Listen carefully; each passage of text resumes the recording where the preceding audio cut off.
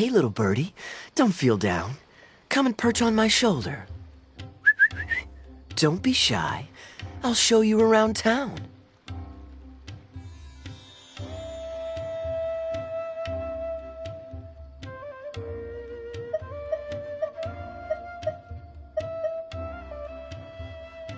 Really? No wonder they never pay attention to me. Forget it. I probably shouldn't be anthropomorphizing them anyway.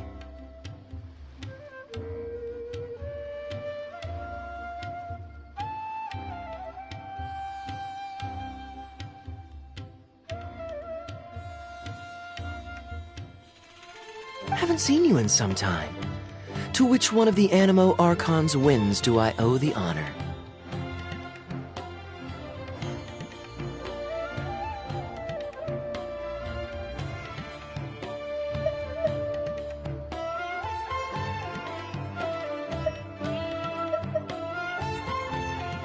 Oh, is this your way of saying that you missed me?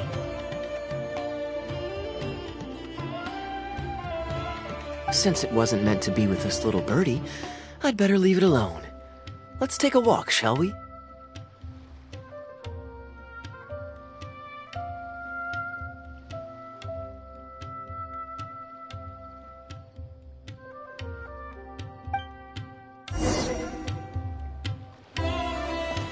If you're wondering why I'm here, Jean's been worrying about trade safety recently.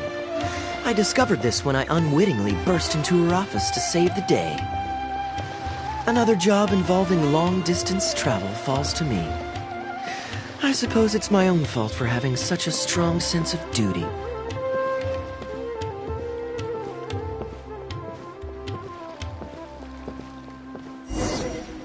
Still, on the bright side, business is now taken care of, and I have unused travel funds, so I was planning to...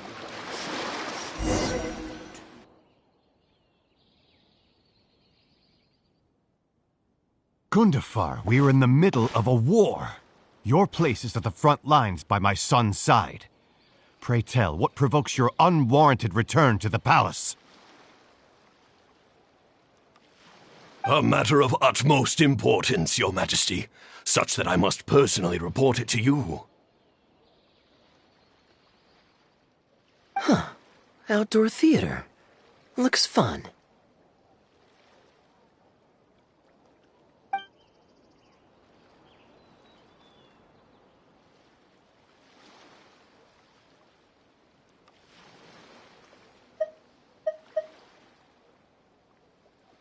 Actually, yes. I saw some guards do a musical performance when I was traveling with their caravan in Sumeru. They were desert dwellers. So are these actors. And I think I actually recognize one of them. Come on, let's go watch.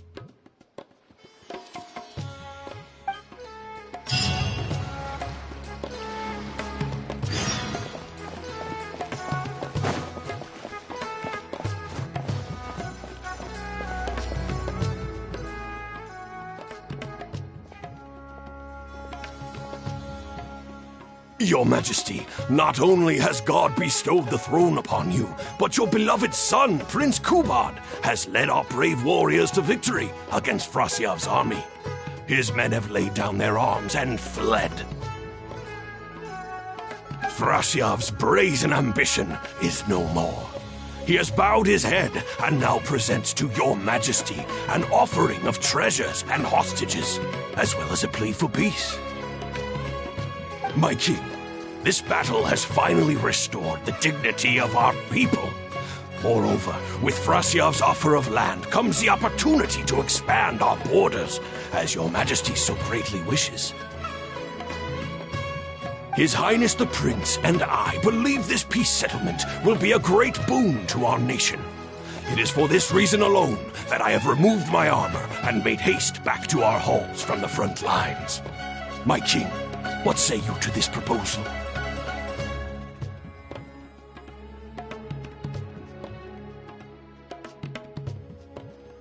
Ah, it's the tale of Prince Kubad. Ever heard this one?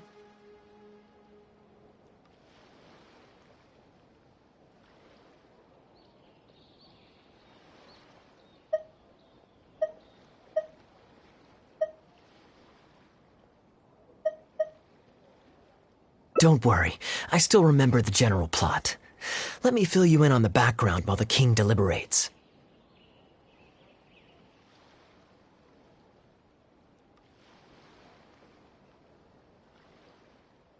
The main characters are the brilliant Prince Kubad and his war-hungry father, King Kabus.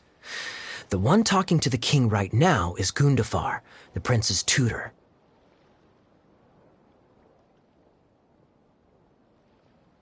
When the prince was young, the king was deceived by a malicious rumor that the prince had mistreated his stepmother. He demanded that the prince walk through a blazing fire to prove his innocence.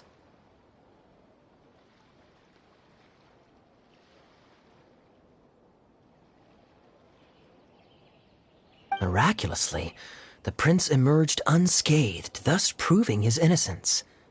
But the seeds of doubt had already been sown in the king's mind.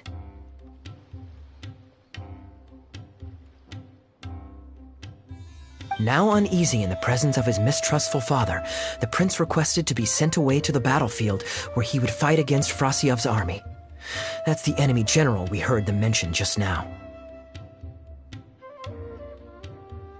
This is the part where the prince has won the war and decided to forge a peace with the rival nation. He wrote a letter recommending peace to his father. Oh, it looks like the king's made up his mind. Let's keep watching. Frasiev lost because he did not have the blessing of God. Our God will always watch over us and punish our enemies. Once the bells of war have begun to toll, they shall not cease until the blood of our enemies fills the land. There can be no victory until the last enemy soldier has fallen. If Kubad still wishes to be my son and hold the intaglio I bestowed upon him as proof of his royal blood, then he must obey my command. Your Majesty, I must caution that a nation destroyed is not a fallen city writ large. Now, the loss of one city strikes fear into the hearts of our enemies, compelling them to accept defeat and cede land in exchange for peace. If, however, we insist on bringing a whole nation to its knees, then so long as a single person is left standing, they will see us as their sworn enemy, and one day return to us tenfold the pain that we have inflicted on their nation and family. My king, a people is to their nation as wild grass to the open prairie. Though we burn down the whole field and spare not one blade of grass, roots continue to grow unseen beneath the surface. Come the spring, it is all but inevitable that fresh green shoots will rise up from the ashes.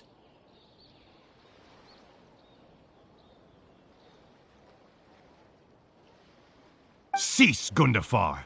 Your mind grows dull in your old age, filled with naive delusions.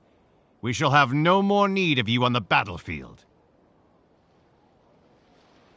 As for my son Kubad, I will summon him back to the capital, so he may be tried by a court-martial. What are you saying, my noble king? Why must you mistrust your own flesh and blood, and sink ever deeper into the blight of hatred? When he was falsely accused, you once doubted his honor, and made him walk through a raging fire. Did he not prove himself worthy by emerging unharmed from the flames?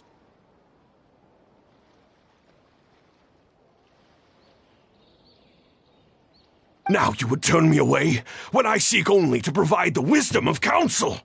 What is the justification for this? The justification is that my word, not yours, is the law of the land. Cease and be gone, Gundafar, so you may spend the rest of your days with your wife.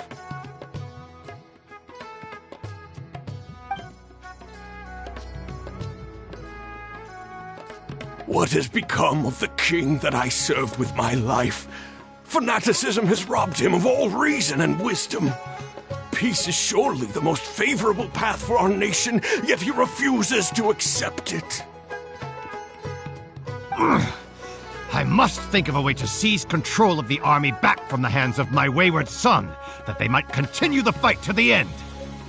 Perhaps the first task should be this. I shall send a loyal contingent of warriors to eliminate Frosiyov and the hostages he has sent to our palace. Brilliant acting, Darbil. I saw you approaching us in the middle of the scene. I was worried that my performance would be subpar and you'd think I was just making a fool of myself.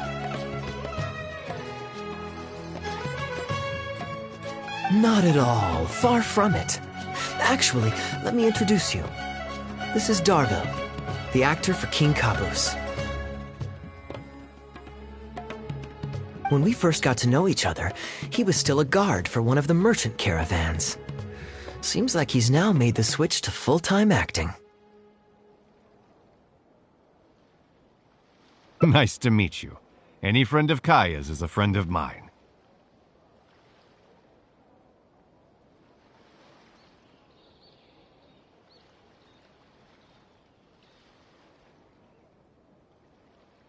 To be perfectly honest, I wasn't making all that much as a mercenary.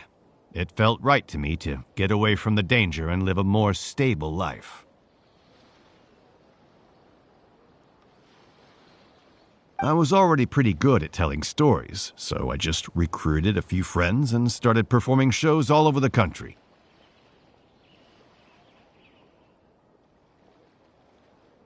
Full disclosure, we had to put this little stage together using whatever wood and cloth we could borrow. It's really low budget.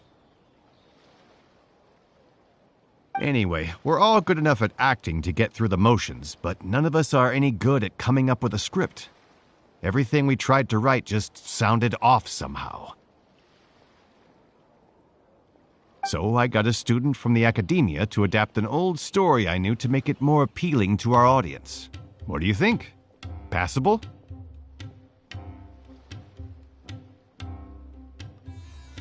I could tell that you've had someone tighten up the lines. They turned out very nicely. That's good. Well, as you can see, even now, we still don't have much of an audience. Don't suppose you'd be interested to see the rest of the show? Sure, why not? I don't have anything pressing lined up. And I don't think the Traveler does either.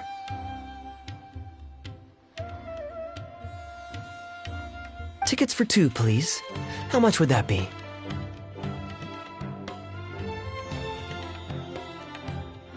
There's no need for tickets. You could just get some food from Jafar Tavern. We've worked out an arrangement with them.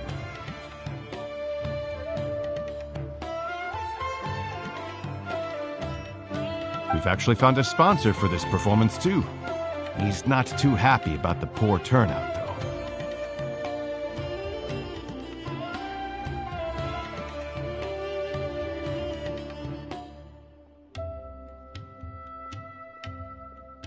I doubt we'll be able to keep him for the next performance. A real pity. But what can you do, huh?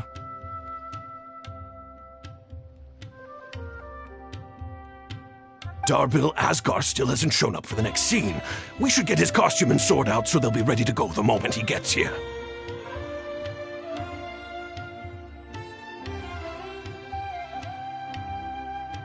My apologies. I have to get ready for the upcoming scene. I'll see you from the stage.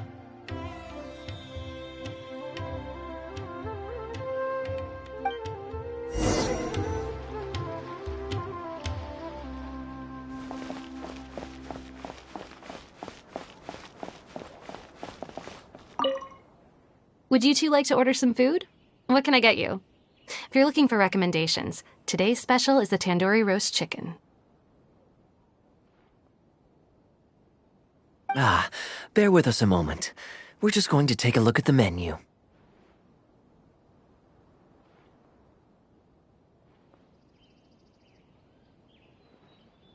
I was at Port Ormos discussing some business opportunities, and some crook was trying to pull a fast one on me. Darbil took pity on me and politely asked him to make himself scarce. He's a good guy. A decent storyteller, too. Quite an interesting character. There's a lot of fun to be had if you hang around interesting people doing interesting things. Especially if you're in the company of an interesting friend.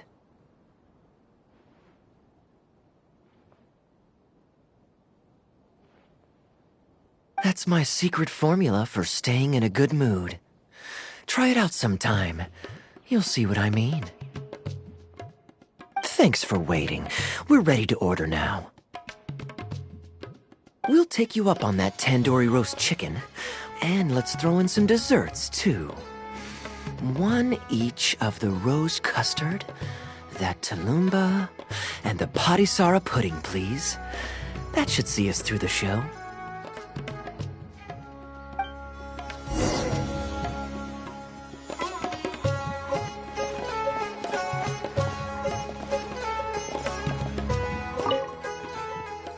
We've got good seats, close to the stage, but also not too crowded.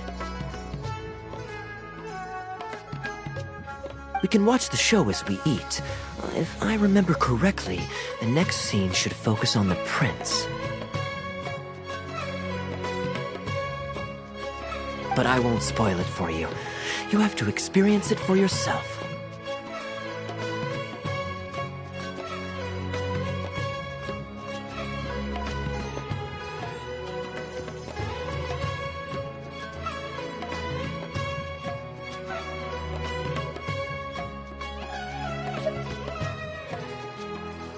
You could say that. It's always stayed with me because it's hammered home a cruel but realistic truth. People do not choose where and when to be born, yet the circumstances of their birth define the choices that they will have for the rest of their life. Here you are. The check's on the table, too. Just call me over when you're ready to settle up. No need. I'll pay up front. Here. Keep the change. Thank you, sir. Oh, but this is too generous. Call it a token of my gratitude for the excellent service. The food all smells wonderful, too, so please pass my compliments to the chef. Thank you so much, sir.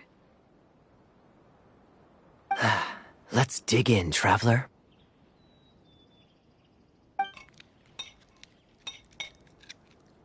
Hey, Kaya. I'm so sorry, but the actor who plays the prince has run into some difficulties and won't be able to make it.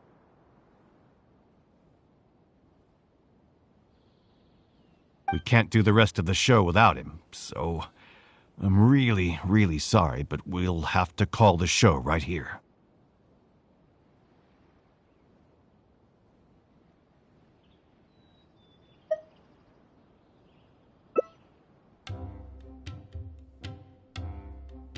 Ooh, that would be fun. I wouldn't say no.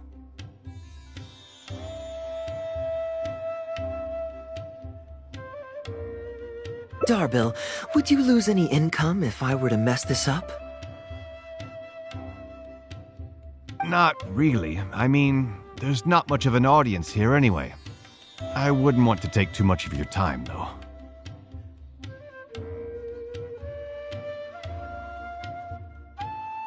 Don't worry about that. I like to be spontaneous now and then. Spice things up a little. Let me think. Well, you already know the story, so you just need to memorize a few lines. Huh, you know what? This might actually work. Ah, wait, but Kuban has a specific costume he's supposed to wear, and there's no way you'd fit into it. Switching actors is one thing, but wearing street clothes on stage would really ruin the immersion. Yeah, I don't think this is gonna work. Well, good thing that I've actually got a costume with me. It goes pretty well with your stage, too. You're kidding. Can you show it to me? Sure. If you can show me the way to your changing room. It's in the restaurant. Follow me.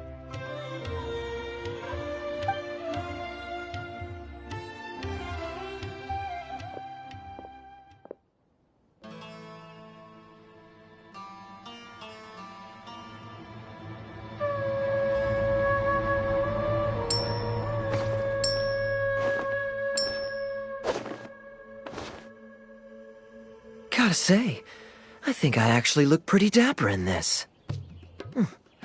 It's a pity I don't have many opportunities to wear it in public.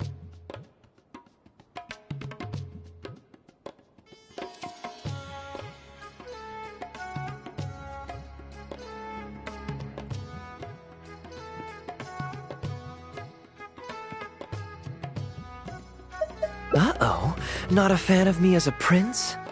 I'll have to act my heart out so you'll be too dazzled to make any digs. Kaya, here's your script for the next scene. It's not too long, but you also don't have very long to prepare. Do you think you can memorize your lines in time? Only one way to find out.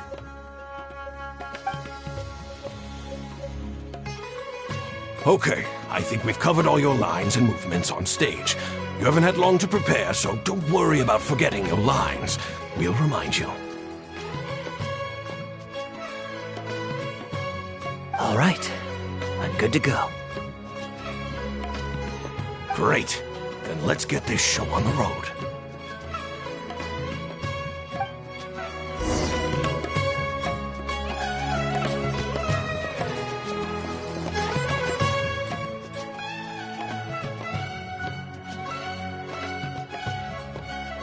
General Kubot, son of Kabus, the fate of this battle is clear.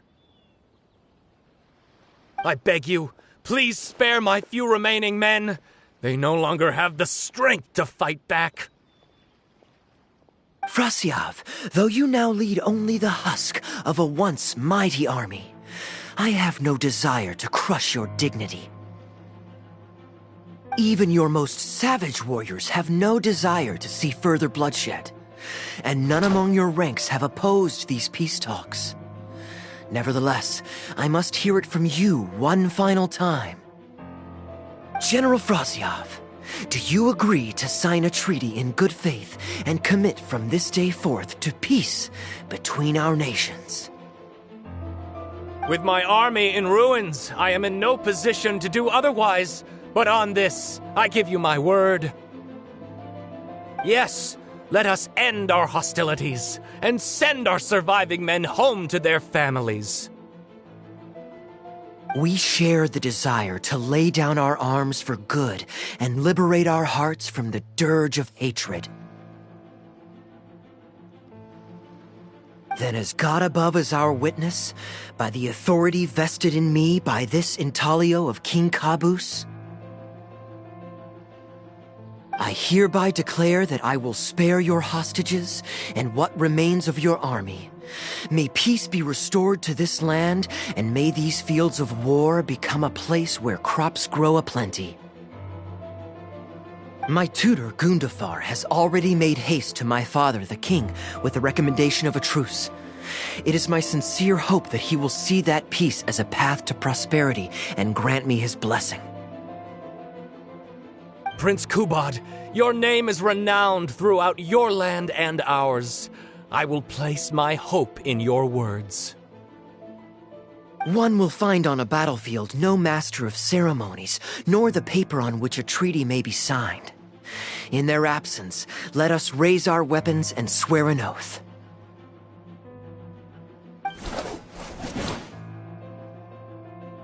I, Kubod, son of Kabus, hereby pledge protection to you and all of your kin. May the oceans be stained red with my blood if I am ever to renounce this oath. Wow, your friend is so dreamy. He's not a real prince by any chance, is he? Hey, Rashana, you don't want to miss this. The good-looking guy who left that huge tip is acting on stage with Darbel's troupe.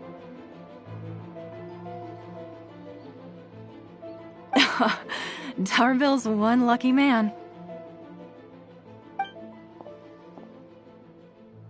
I return, Your Highness. I hope I'm not too late. Have you already promised peace to Frosyav? Nay, I am not so rash as to preempt my father's blessing. I promised only what I could so far, the safety of his kin.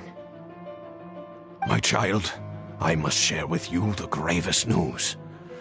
Caboose has become blinded by fanaticism and hatred, and will stop at nothing to vanquish every last man under Frasiov's lead. How can this be? You mean to say that my father has rejected our proposal for peace? He has indeed. I urged him to reconsider, and for this I was rebuked and dismissed from his service. But far stricter punishment than this awaits you, should you return home with your troops. Please heed my warnings, dear child. I dare not imagine what unspeakable atrocities your father intends to commit. Nay, the truce must stand. I cannot renounce my oath. How can man claim to stand above beast without remaining true to his word? The masses have grown weary of death and conflict in both our nation and theirs. Are we all now to bend to his will and massacre countless more to satisfy a desire that is his alone? When I departed my beloved home to fight in a foreign land, I did so to honor his wishes and for my duty to our people. Alas, is this fate's grand design? Is this fate's grand design?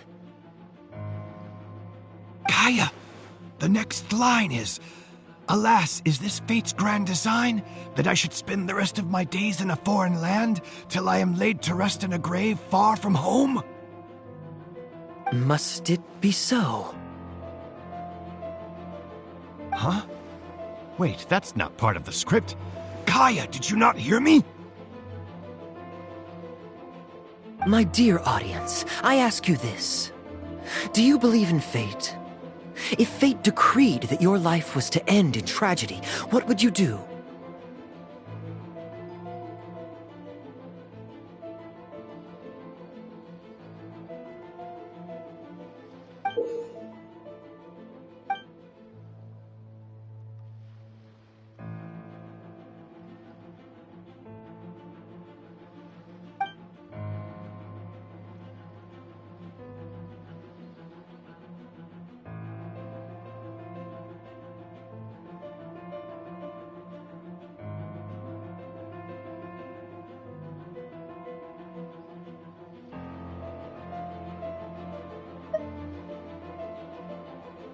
Oh? Then so must it be. Yes, so must it be. I shall discard this intaglio and rid myself of the shackles of fate. Wait, but that's not... My dear prince, do you intend to betray your father and abandon your heritage? Fate means to send the machinations of war to every corner of the land, to fan the flames of conflict till they engulf the entire world. Fate would see my sword tainted with the blood of innocents, that the bright banner of my homeland might fly in every nation known to mankind.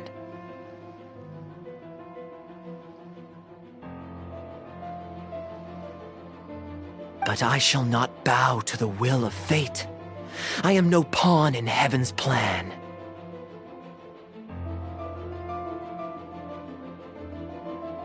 Bravo! Where did this guy come from? Is he one of the new hires? Hey, shut up! Stop interrupting! I, Kubad, will spend the rest of my days in a foreign land, till I breathe my last in a place far from home. Oh, at least he brought it back in the end. Prince Kubad, my child, there is no need to be rash. Please bring at least your fortune and the retainers who will always be loyal to you. Gundafar, my dear mentor, you have always been like a father to me. It brings me only anguish to bid you farewell. But I must walk this path, or freedom dies by my hand. Goodbye, my tribe and kin. Farewell, sweet land of my birth. Goodbye, my child.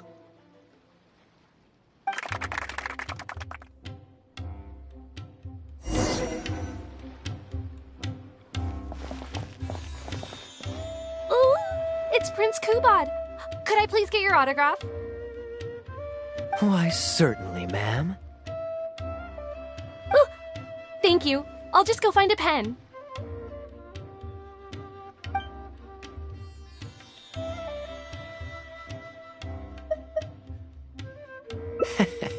Feeling more like a fan now?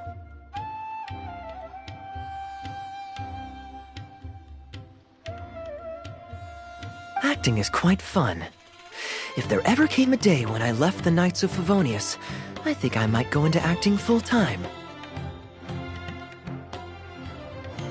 Darbil, could you introduce me to this young man? My apologies, Master Toos. I somehow missed you in the crowd earlier. I was some distance away. I just came over near the end after I noticed a large crowd gathered around the stage. The performance was outstanding across the board. I knew that the poor turnout over the past few days was just bad luck. It was only ever a matter of time before you hit it big. The improvised section was particularly good. I think you could include some improvisation as a staple in future performances. As for the prop he threw, no need to get it back. It's fairly cheap anyway. Thank you, sir. And a big thanks also to our wonderful prince. Had Kaya not agreed to fill in, we might have disbanded right on the spot.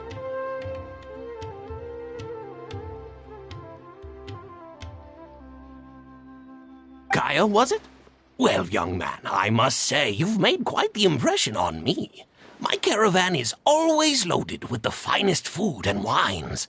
You're welcome to visit at any time.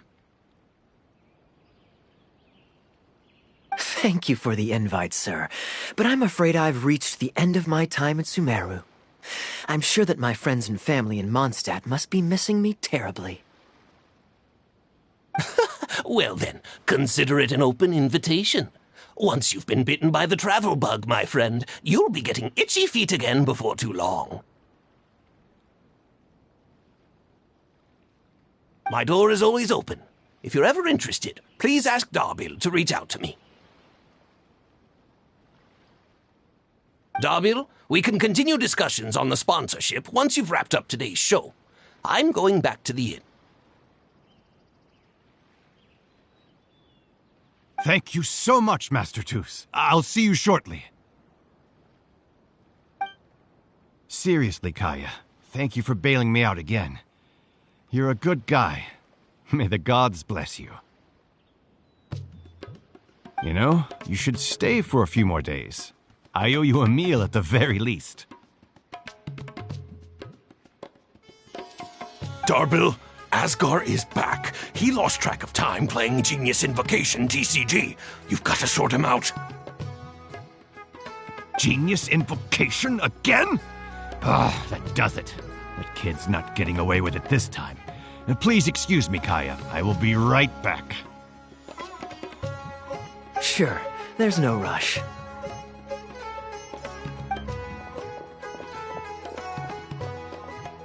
Okay, I think they're all gone. Let's slip away now while we can.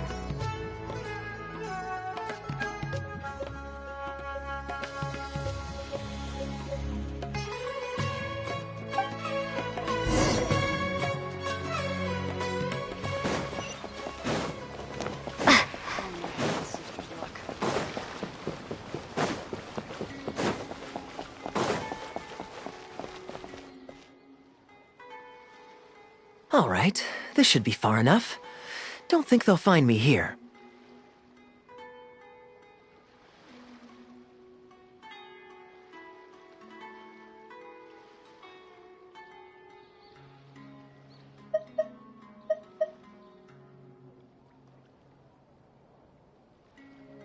People were starting to expect a lot of things that I didn't sign up for. Besides, the missing actor is back now. Darbil shouldn't be needing me to stand in again.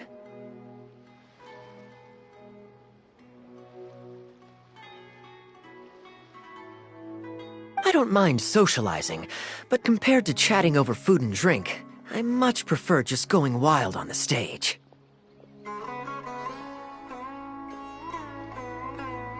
What about you? Did you enjoy the show?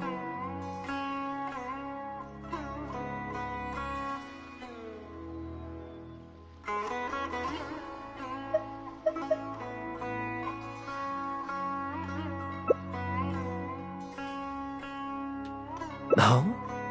I was expecting a lengthier critique, but you've thrown the question right back at me. Sneaky. All right, I'll rise to your challenge. Let me think. All the world's a stage, and all the people merely players. Does that answer your question?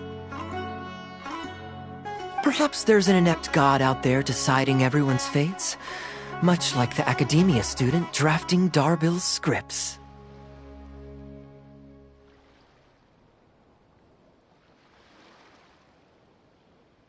Yeah, inept is a good word for it.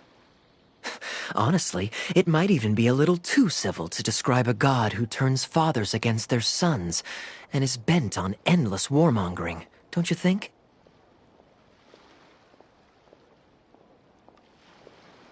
Anyway, that's exactly why actors need to wake up and realize they don't have to follow the script. There's nothing to stop them from following their gut and making it up as they go along.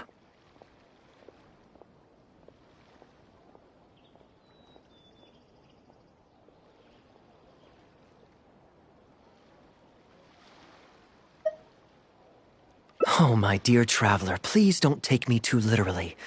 I don't want you to get the wrong idea. The god is just a figure of speech. The real point I'm making is about the actors. Everyone, you and I included, is both an actor and a member of the audience. If you don't like the script, just walk off the stage and join the audience. You always have a choice.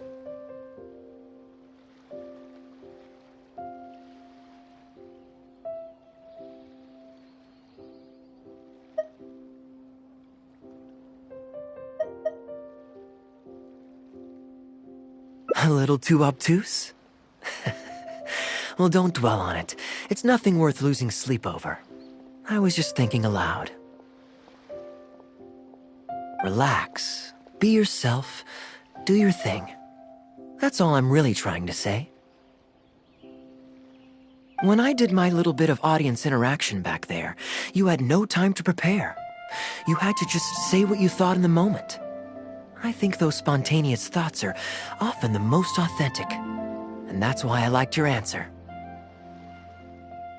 You're still holding on to the intaglio I threw you from the stage, right?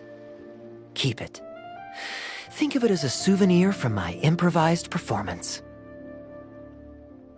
It's been the most fascinating day, hasn't it, little birdie?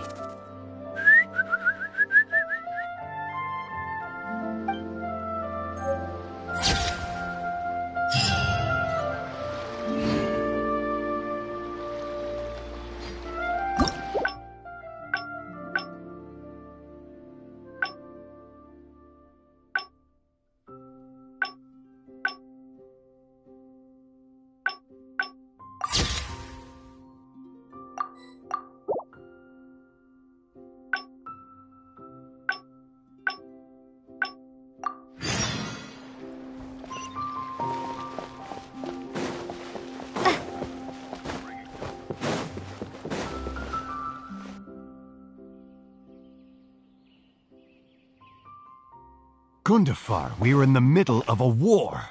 Your place is at the front lines by my son's side. Pray tell, what provokes your unwarranted return to the palace? A matter of utmost importance, Your Majesty, such that I must personally report it to you. Huh. Outdoor theater. Looks fun.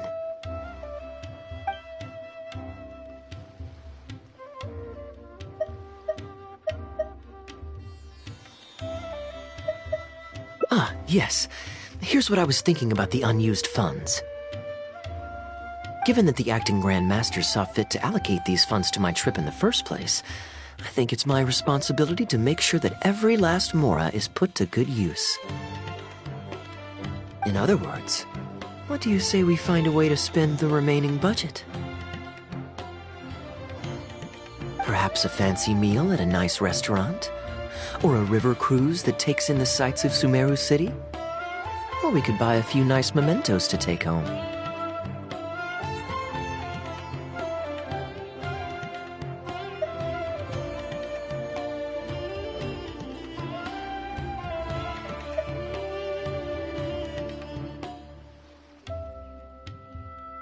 Hey, no need to put it like that. Let's keep walking. We can consider it some more on the road.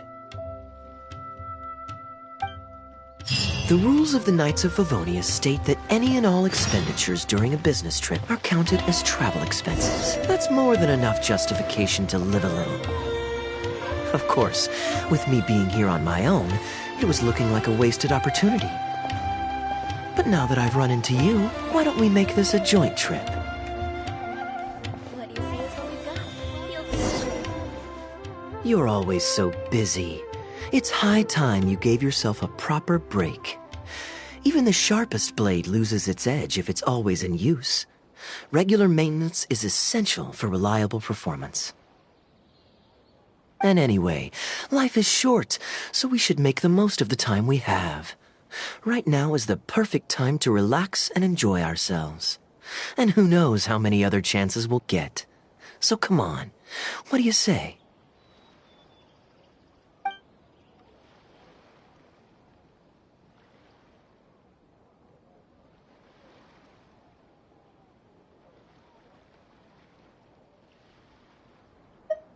Great. Music to my ears. I'll cover the travel costs, of course. There's nothing more enjoyable than the company of a good friend. Let's call this a nice little excursion to round off my long business trip. Now, let me think where we should go. I've seen a lot of Sumeru already, so let's go for someplace new. How about Liyue? I'd be heading past there on my way back to Mondstadt anyway, so it's not out of the way.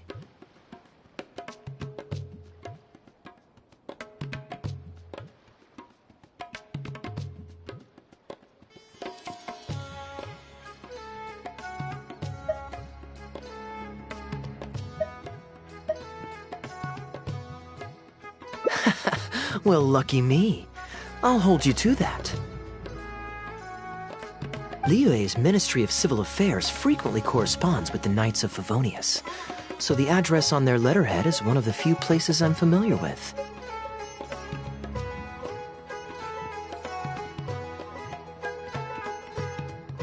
I don't have much luggage, so it won't take me long to pack. Give me a moment, and then we'll head there together.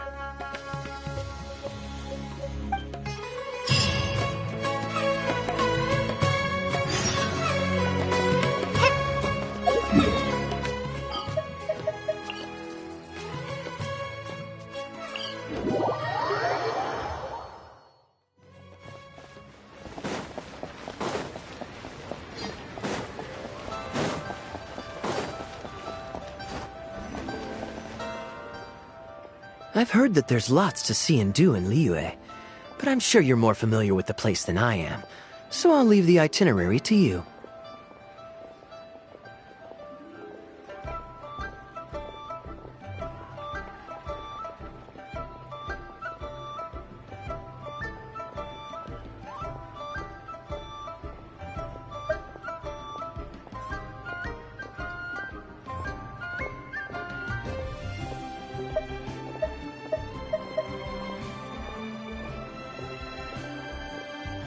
Excellent.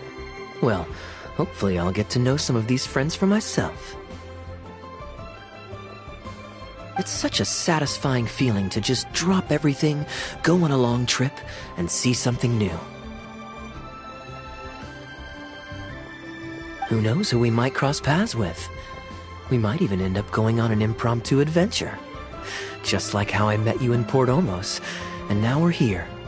Come on, let's see what's up ahead.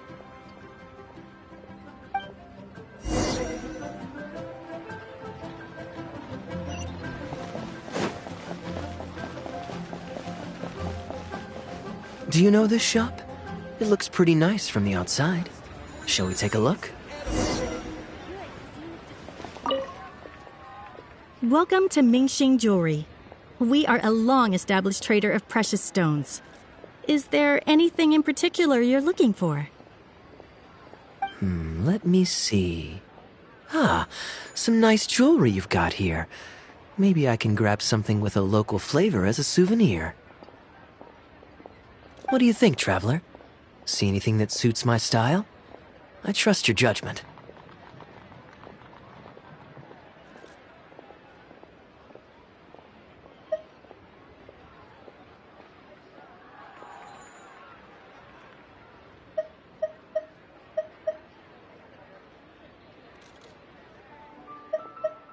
Ah, you're interested in souvenirs.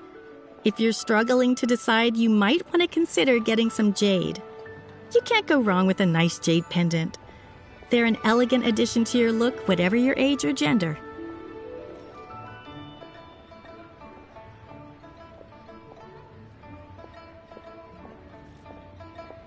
If you're looking for a specific design, we can make it to your specifications.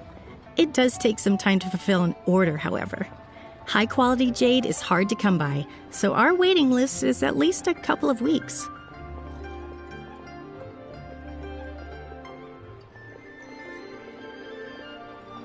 Oh, that's a pity. I'm just visiting and I won't be in town for very long. So as much as it pains me to do so, I'm afraid I'll have to leave this beautiful bijou behind.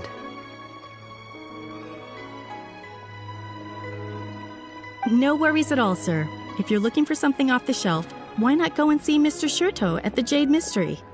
He also deals in jade and precious stones.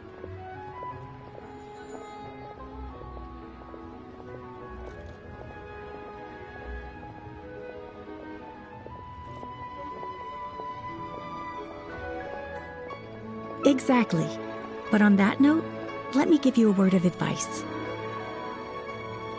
There's no risk in purchasing a piece of jade that's already been cut.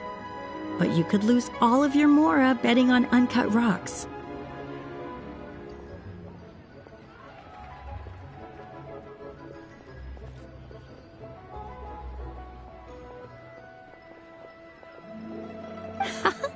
I won't say any more, as I don't want my fellow vendors to think I'm bad-mouthing them. But I think you catch my drift.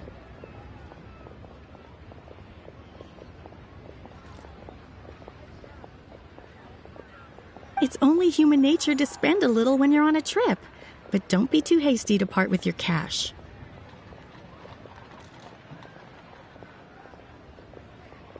The Ministry of Civil Affairs takes everyone's economic well-being very seriously, and they often send out the Millilith to spread public awareness of well-known scams. As guests here, I'd encourage you to watch out for anyone trying to rip you off. I think that's sound advice wherever you go into that. We appreciate it, boss.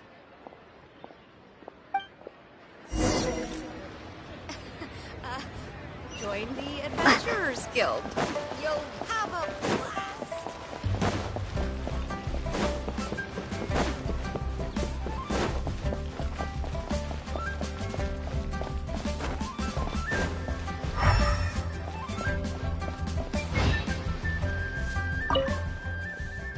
Welcome! Looking for uncut stones or pre-cut jade? We've got plenty of both for your viewing pleasure. Uncut stones. Ah, yes, we were just briefed on that. Let's take a look at the pre-cut jade.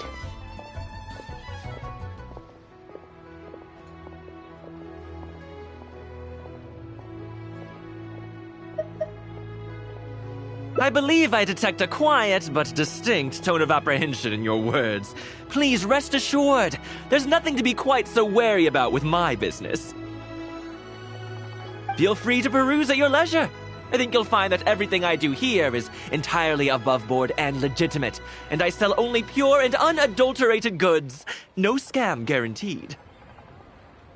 Sure, you can bet on Jade and lose if you're unlucky, but that doesn't make it a scam.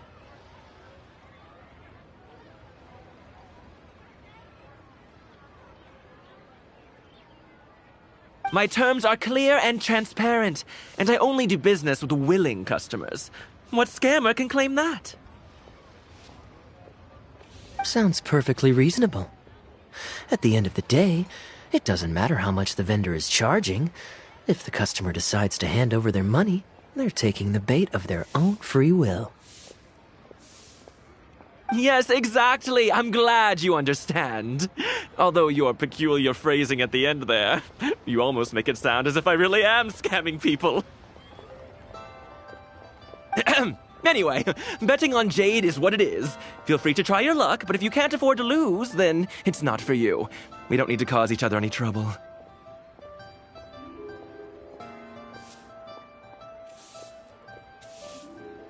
I'll leave you to browse at your own pace now while I deal with other potential customers. Amber-colored jade would probably make for a good souvenir.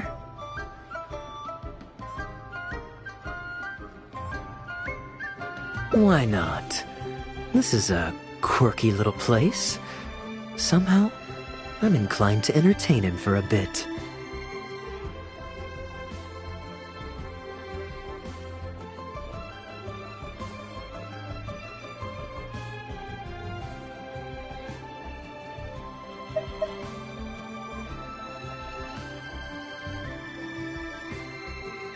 Well, if you're not interested, then I guess we'll pass.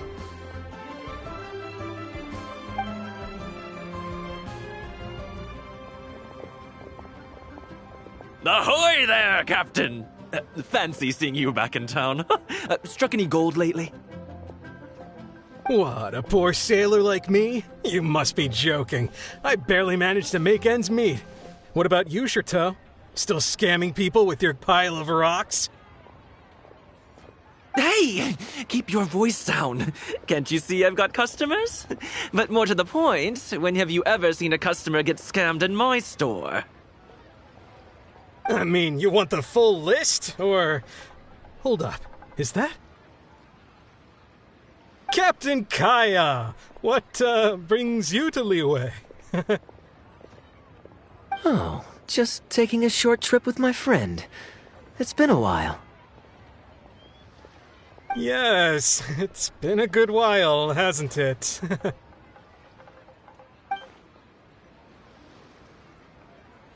Anywhere you'd recommend I visit while I'm here?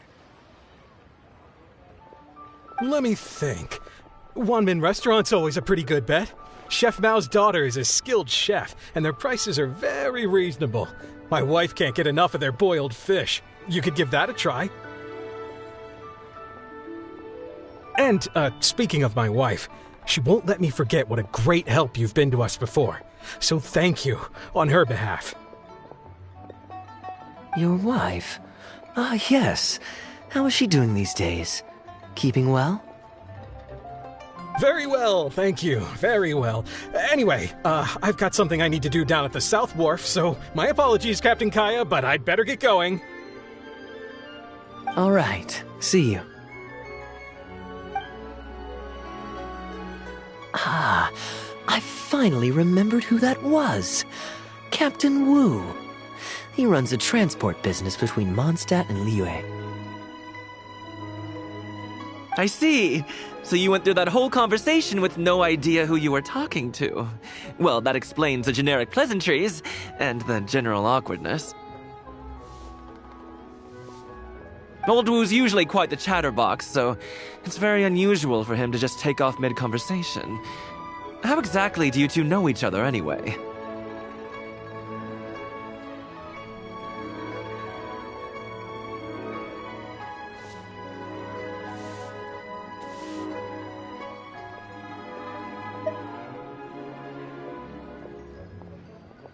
An educated guess.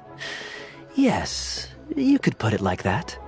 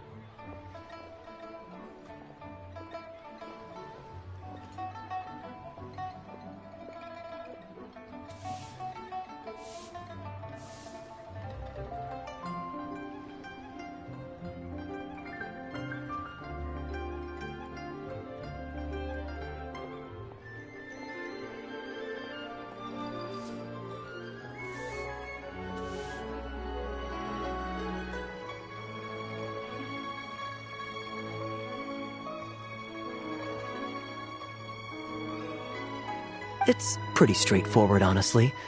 The captain was making a delivery to Mondstadt when his ship sprang a leak. He overexerted himself fixing it and keeping the cargo dry, and ended up passing out from exhaustion. I took him to Mondstadt to recover.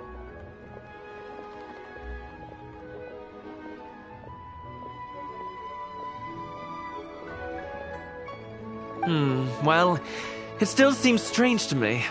Sure, he's hardly the most charming conversationalist, and he's also mighty stubborn, but all of us know Old Wu is an honest and kind-hearted man. His eldest was once playing on that big rock over there when he took a tumble and injured himself. I helped to patch the kid up, and the next day, Old Wu was here to buy a couple of uncut stones.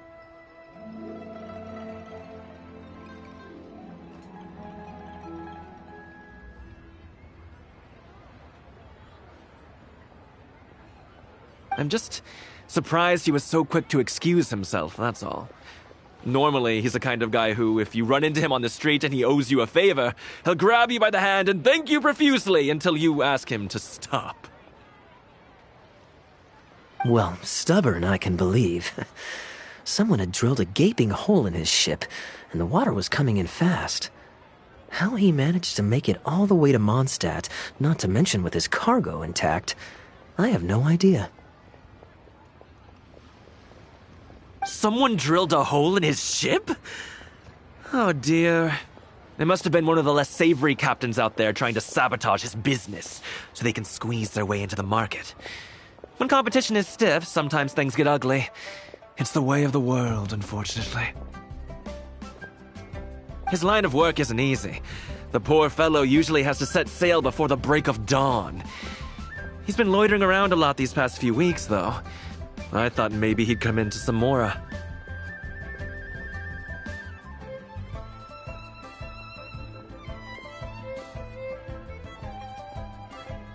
Competition is fierce these days, and there's not a lot of Mora to be made in shipping. So every day he stays idle is another negative in the books. I do wonder what's gotten into him. Anyway, I digress. We merchants protect our goods like our own lives, so who knows? Maybe he had some important cargo to see to. Either way, good sir, don't mind him.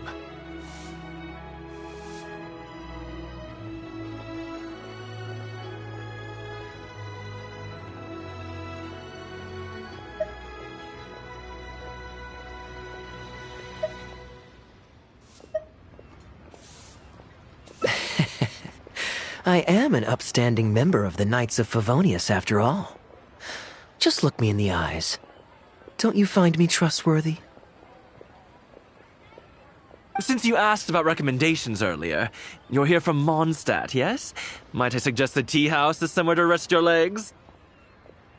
If memory serves, they're just about to retell the tale of Bravebeard the Valiant from the top. Why not pay them a visit?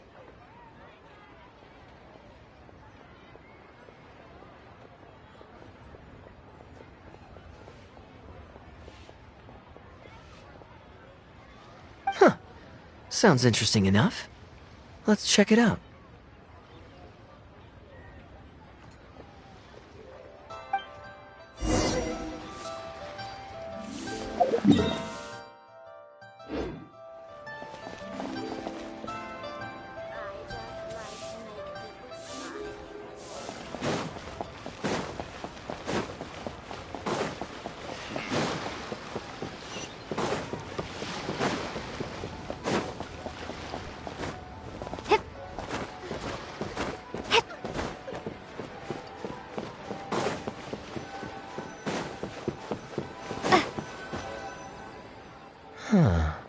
So this is the Huyu Tea House.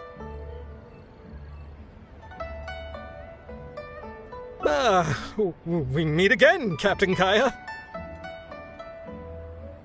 What a coincidence. Twice in one day.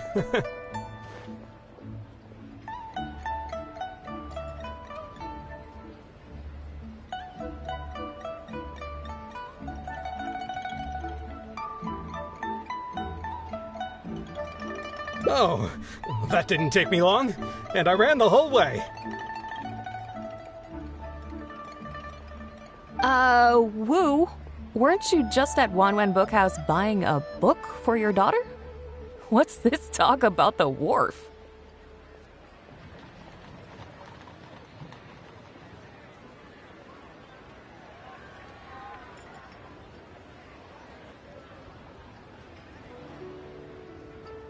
Shh, just leave it be, Aunt Jong. There's no need to embarrass him right in front of everyone else. I take it that you two aren't from around these parts. I'm a caravan guard by trade, and meeting people from all over the world is one of the main perks of the job for me. Why don't you join my table so we can get to know each other? Oh, seems like the tea house is the place to be in Liyue. Feels like I'm back in the angel share. Did you manage to get something for your daughter just now, Captain Wu?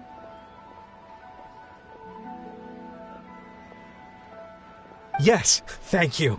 If it weren't for you, Captain Kaya, she might not have even made it into this world. I'm so lost, Wu. What's the story here? Your wife's originally from Mondstadt, isn't she? Did you run into Captain Kaya when you were there on business, or when you were visiting the in-laws?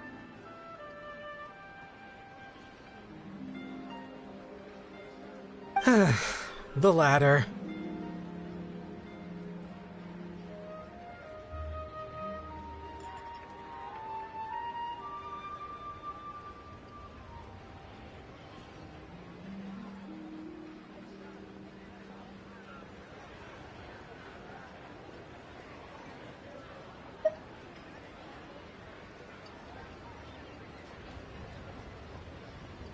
Oh, this is so humiliating.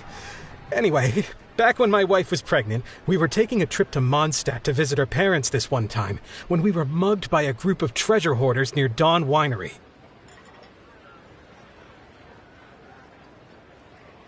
Oh, that sounds awful. Were either of you hurt? I mean, he's still here, and he's still got all his limbs, so they can't have roughed him up too bad. I'm guessing Captain Kaya stepped in before they could do either of you any serious harm, huh? Yes, he did. Thankfully, he heard my wife crying for help and drove them away. My wife was injured and quite shaken up by the ordeal, so he took her to the winery and asked them to look after her.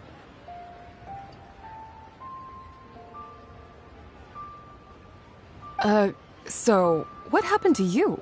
Where did you disappear to? I was in the water. Huh? What did you jump in the water for? You know they can still get you in there, right? No, that's not...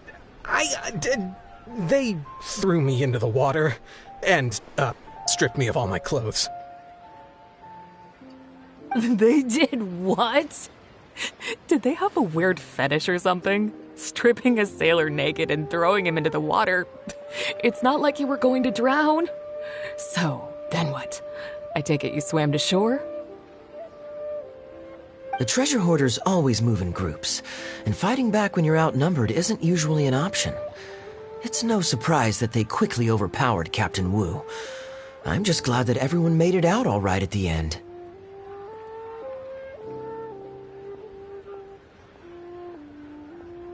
Captain Kaya, please, there's no need for you to try to save face for me like this. I already owe you so much. You don't have to do anything more.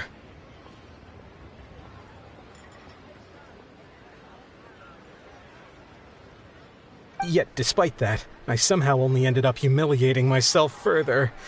Oh, there's no point in me trying to save face now. They tossed me into the water to humiliate me, and to use it as leverage to get my wife to pay up. But they didn't know that I could swim.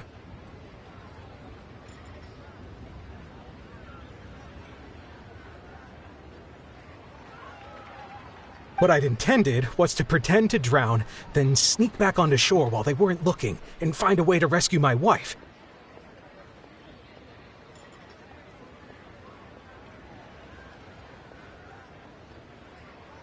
That was before Captain Kaya appeared out of nowhere and saved the day. So then I figured I'd get out of the water, get dressed, and catch up with you. But God knows what they did with my clothes. I couldn't find them anywhere. By the time I gave up looking for them, you were most of the way to the winery, so I had to run after you with nary a thing on myself. Outrageous! So, what happened next? I made it to the winery, but the maids noticed me first, and they called the Lord of the Manor out to give me the beating the treasure hoarders never got around to.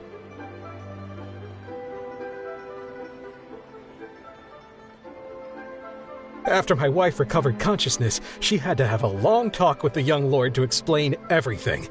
He then escorted us both safely to Stonegate.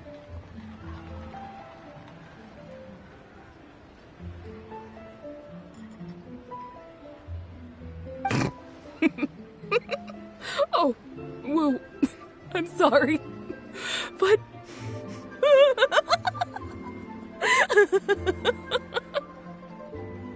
Ugh, good luck living that one down. Trust me, I know. My wife never lets me forget. I'm sorry, Captain. I wasn't intending to share that story. It's fine. It's my own fault for thinking I could sweep it under the carpet and forget about it. I don't know if I can ever repay you for all you've done.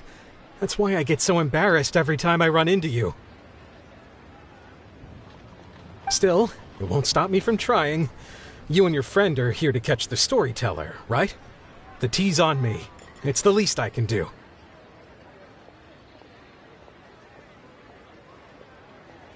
In fact, they do serve some food here, too, but it's not the best. Okay, let me run and get some fruit to share. I'll be right back.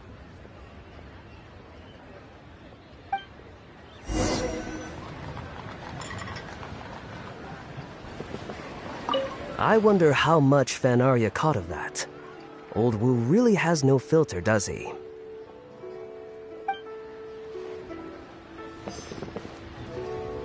Oh, poor Wu.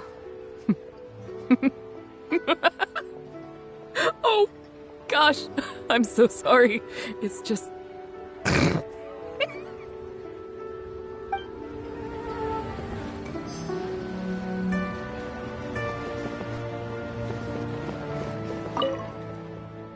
He really didn't have to share all the details of that story.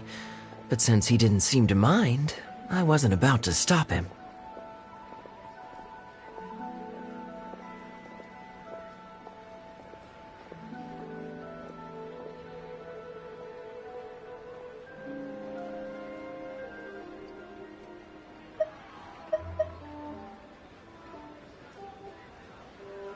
I did actually forget at first, but once he brought up his daughter, the memory of his naked escapades came flooding back.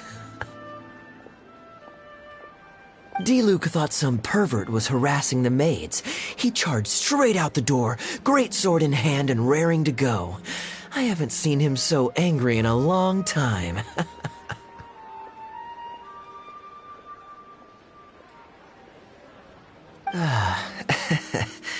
So many people owe me favors nowadays. It's hard to keep track of them all. I really should go check my favors ledger once I'm back and refresh my memory.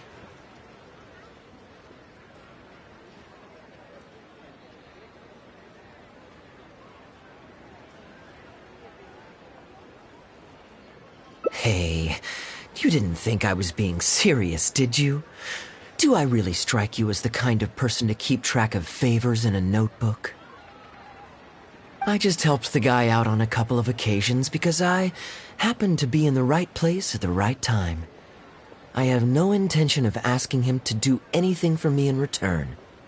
At least, not so far. I'm back with fruit. Please help yourselves, everyone. My treat. Thank you. Oh, don't mention it. It's just a few fruits, nothing extravagant.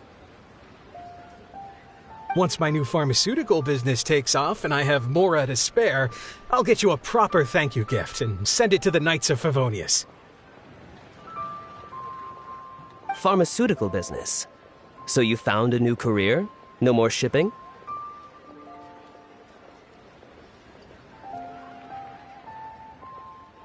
Shipping's impossible work nowadays. There's too much competition, and the margins are too small.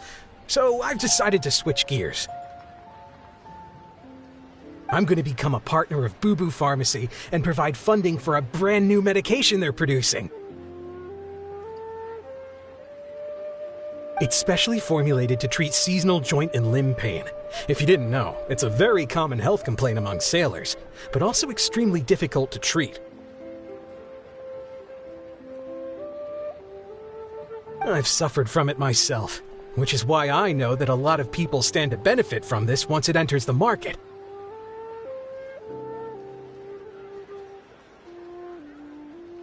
It's a good cause, and a stable source of income. Whichever way you look at it, it's a step up from the back-breaking work I did before. I've already had some talks and invested 1 million Mora for the first round of funding.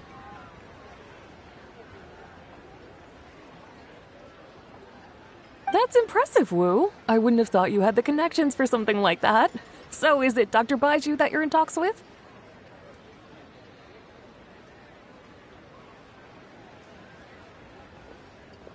Oh no, not Dr. Baiju. Actually, it was his master, Dr. Baifudze. His medical expertise and clinical experience are second to none, and he really cares about his patients. He gave me a few of his traditionally formulated bone-strengthening pills when he saw me suffering from my leg pains one day. It was like a miracle cure. The pain immediately went away. Dr. Baiju's master. Yeah, I told him I'd be enthusiastically recommending his medicine to the other guys at the docks. And after some hesitation, he just went right ahead and wrote up a prescription for me, completely for free. He said that he shouldn't really be handing out free prescriptions since, and I quote, "It goes against generations of tradition handed down by our forebears." But he just felt like it was the right thing to do. What a great guy. But I got chatting with Dr. Baiju recently when the Secure Transport Agency did a delivery for Boo Boo Pharmacy. He told me that his master has already passed away. Huh? Why would he say something like that? I mean, the guy's old, but he's still in great health. Captain Wu, where did you meet this old master? Just out on the street? I know that sounds dubious, but this is an educated and respectable gentleman we're talking about. There's no faking that.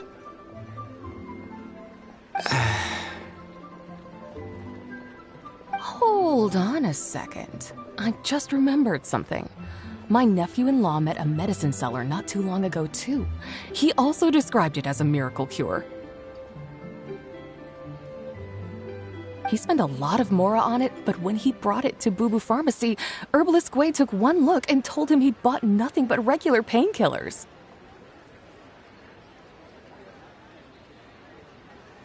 This Baifudze you met, did he by any chance have a goatee and salt and pepper hair?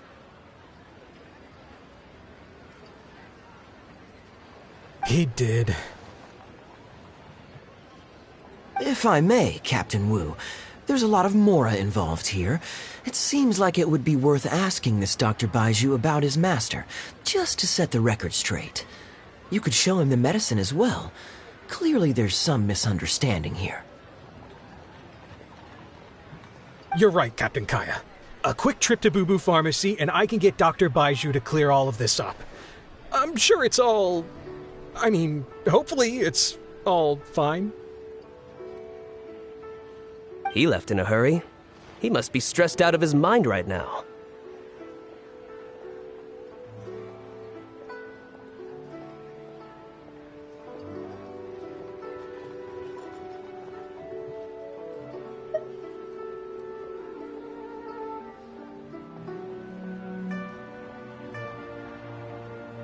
Hey, let him deal with this, okay? No point in you stressing yourself out, too. Fraud or not, it's up to Captain Wu to figure out exactly who he's gotten himself involved with.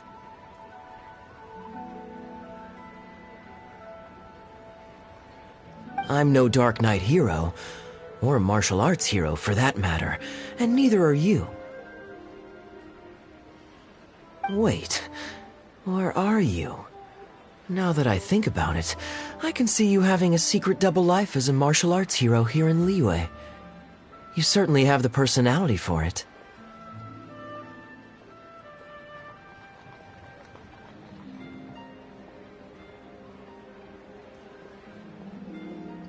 Either way, Liyue has its own rules and regulations. Best to let the Ministry of Civil Affairs deal with this in the proper manner. If a couple of outlanders like us get involved, we might just end up muddying the waters, even with the best of intentions. We came here to enjoy ourselves, remember? We don't want to get our priorities mixed up. Oh, and look at that. The storyteller's taking the stage. It is said that the sky's the limit for the aspirational soul. But alas, for the woes of the world are equally limitless. No such stranger to woes was Huang Guang, a man who, having suffered countless injustices at the hands of his fellow men, forsook them to dwell among the mountains and rivers. Yet fate fortuitous found him when he entered the tutelage of an adeptus and learned many mystical arts from them. Per his master's wishes, he then returned once more to the human world, only this time with a sworn duty to cleanse the land of demons and to see justice done wherever he might tread.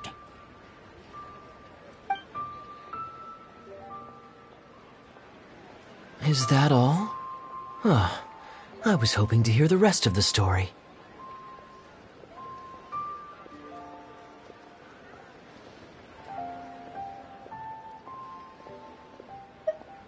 It was all right. I suppose the hero always has to sacrifice himself to save others, and it does make for some good storytelling, but it leaves you wondering how he really feels about the whole thing.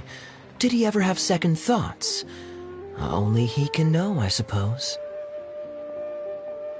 Oh, I see the show is over.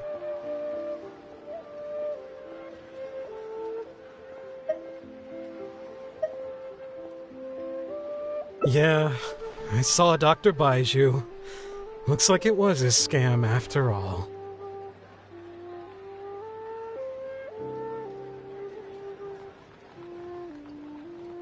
Then what are you waiting for? Don't just stand there. You need to report this to the Ministry of Civil Affairs right away. Hold on. Let's not lose our cool.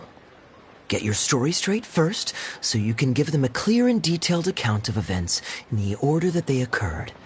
And one more thing. Do you still have a way to contact this guy?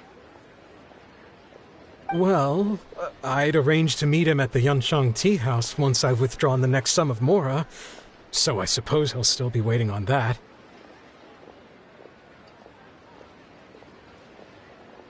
Okay, so you've got another meeting lined up. I've got no one to blame but myself for this. I can't believe I was so gullible. I guess the world isn't made for naive simpletons like me.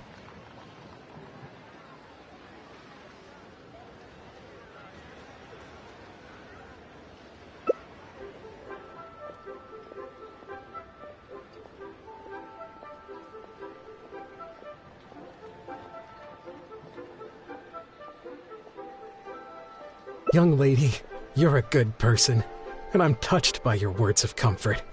Still, it's up to me to find a way to get my Mora back.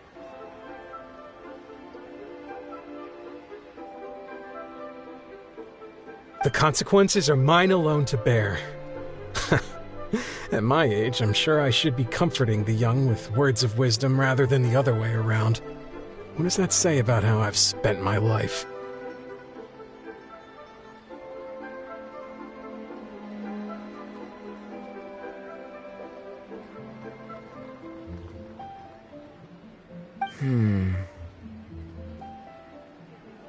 It's obvious, isn't it? He needs to report the case to the Ministry of Civil Affairs.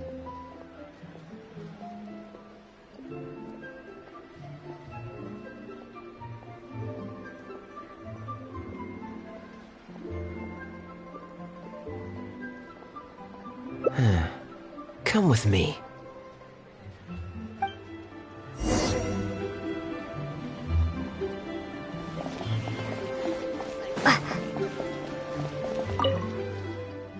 I am quite curious.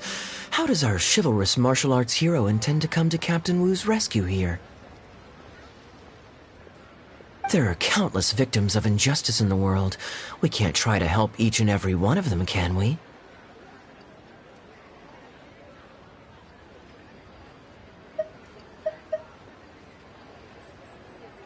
Oh, I'm surprised. I didn't know you thought of me as someone who helps other people unconditionally. I'm genuinely flattered. But we both know that I'm not that kind of person, really.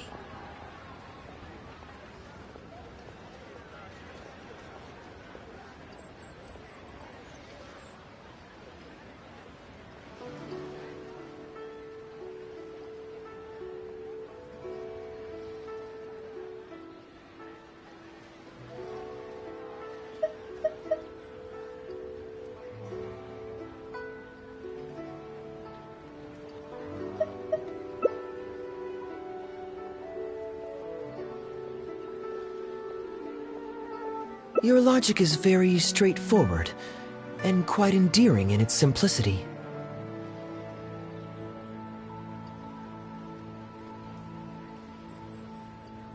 But I like how you think, so I'll indulge your martial arts hero aspirations for now.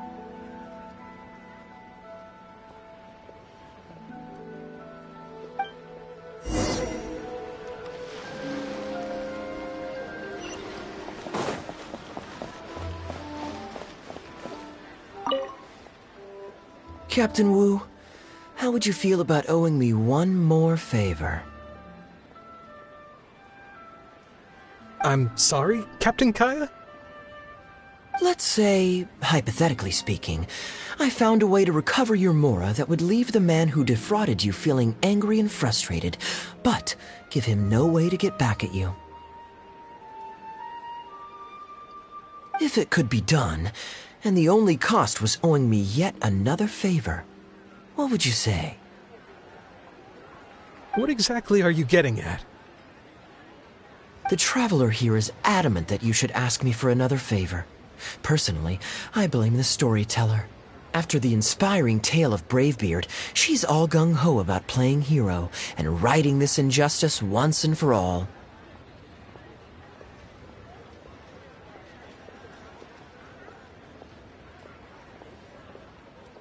Captain Kaya, young lady, thank you. I will humbly accept your kindness. All right. Now here's what I'm thinking.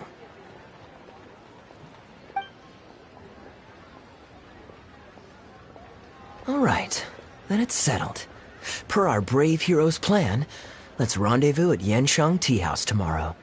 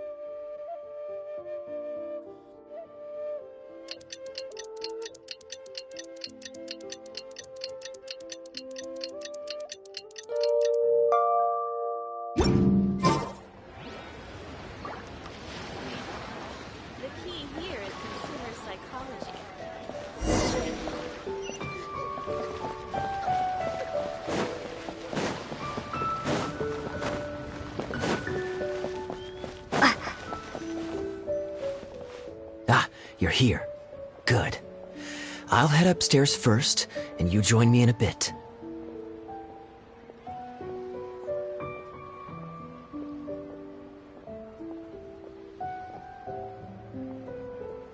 You've got nothing to worry about.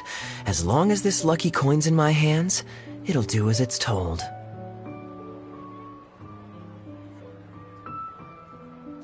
Before I toss the coin, I'll get our guy to bet heads or tails. Then it's your turn to bet. Now remember, if I touch my chin, you bet heads. If I touch my forehead, you go for tails.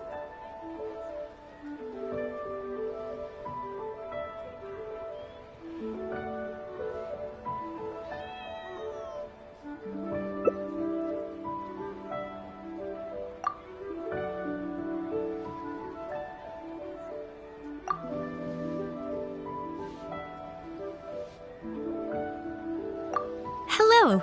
Are you waiting for someone?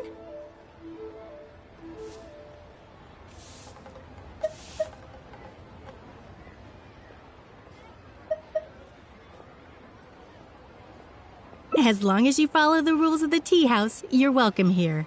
Please be our guest.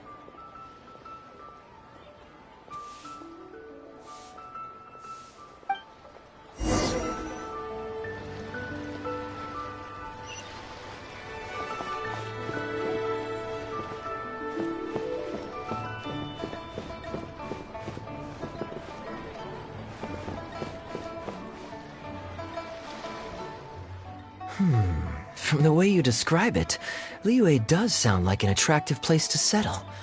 Perhaps I might have to make the move here after all. All that awaits me back in Mondstadt is a horde of insufferable sycophants. Truly tedious. The reason I left home in the first place was because I was reluctant to simply live off of my inheritance. I understand. For one as ambitious as yourself, Mr. Rich, living off of the family fortune must feel like the dullest existence in the world.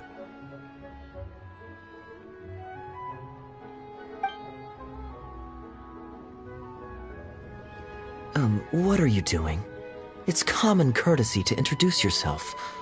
Can't you see we got here first?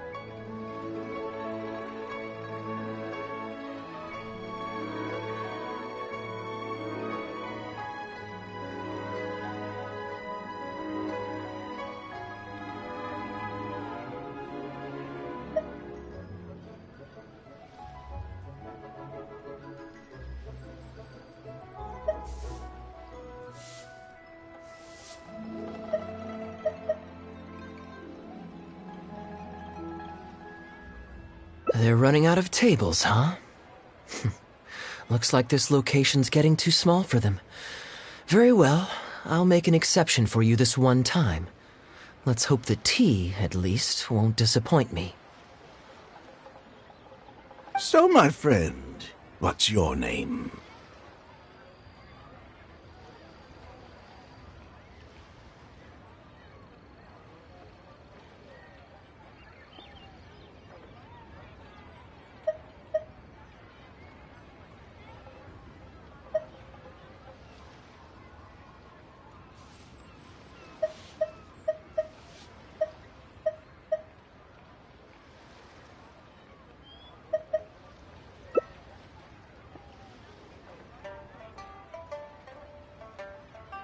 Here is the tea that you ordered.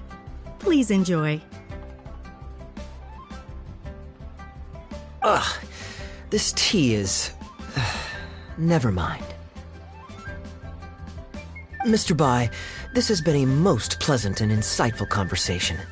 I consider it good fortune that I encountered such a refined gentleman as yourself so far from home. Please allow me to pay for the tea.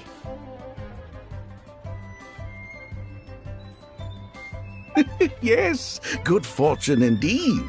In that case, I must thank you for your generosity. You there. I'll get yours too.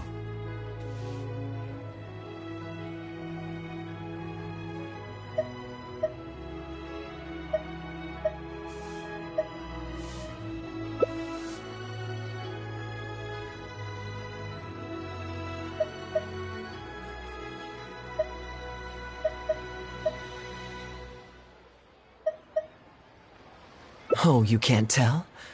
My family's lived in Mondstadt for generations. I got bored sitting around at home and decided to set off on a journey to expand my horizons. The sights of Liyue Harbor are rather spectacular. I've half a mind to buy a waterfront property here so I can come vacationing every year. That would be quite nice. If the family would spare me a little loose change, I could even invest in an antique shop or two so I have something to do during the day.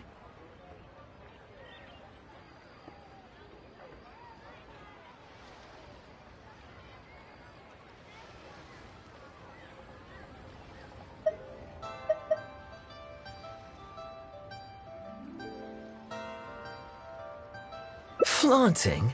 Come on, we're talking 20, 30 million tops, surely. Isn't that just pocket change? Mr. Rich, just to clarify, that's quite a large sum of mora as far as the common woman is concerned. It's understandable that our friend over here feels out of her league. The name's Albert. Surname Rich. But only the servants in the house address me as Mr. Rich. Now that we're so well acquainted, Mr. Bai, please just call me Albert.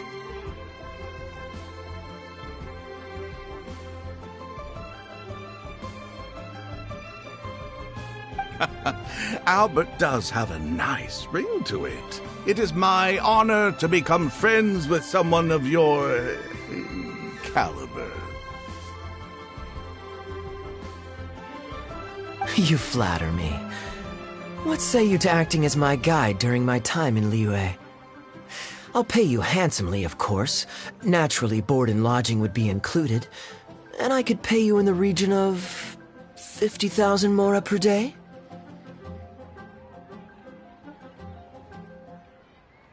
No need, my good friend. I shan't be so vulgar as to take your mora. We're both men of character. The pleasure of your ongoing acquaintance shall be ample reward in itself. To join a noble gentleman on his travels is a rare opportunity. Please, let me draft up an exact itinerary. I'll make sure to give you the experience of a lifetime. You there. You're welcome to join us if you want. Which clan did you say you were with? The Hoo-Ha clan or something?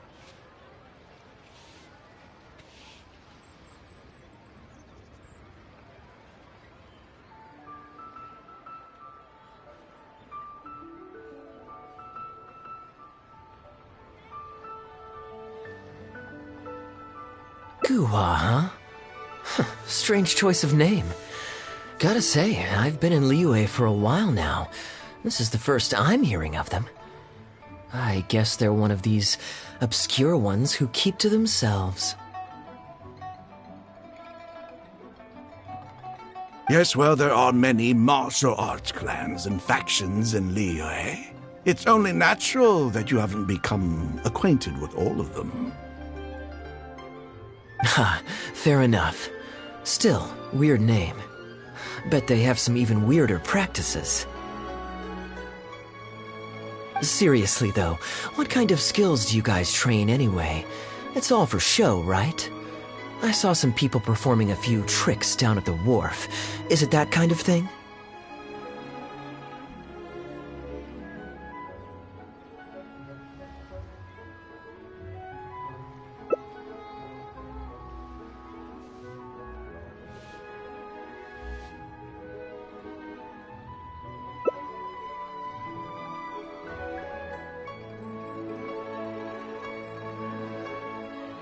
I already told the server to put it on my tab.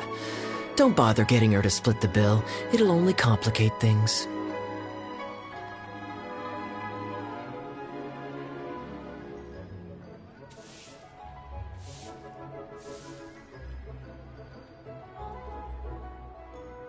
Young lady, there's no need to take things so seriously.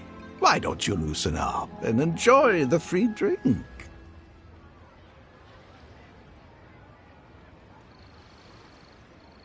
Are you trying to make a point by throwing my generosity back in my face? All right then. What if I say your bill is mine and don't let you pay? Please, my friends, let's not get so worked up. Yinchang Tea House is no venue for a duel. We'll all get escorted right out the door. You young people have hot tempers, I understand that. But there's no need to come to blows over a few words taken to heart when there are far more diplomatic ways to resolve the dispute.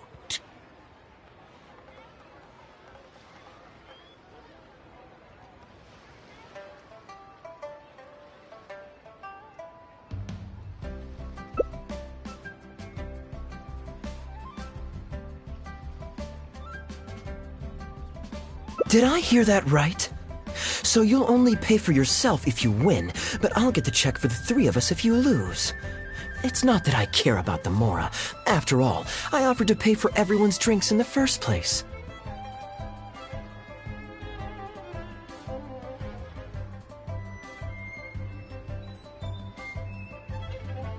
No, what I find truly absurd is your refusal to play fair. I demand that you also pay for three if you win.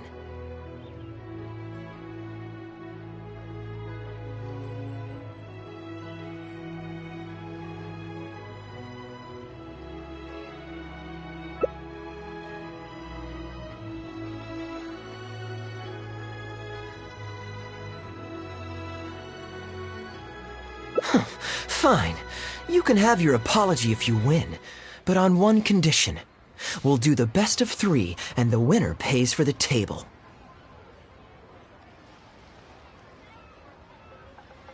Well, as long as you're no longer raring to fight, peace begets wealth, as the elders used to say.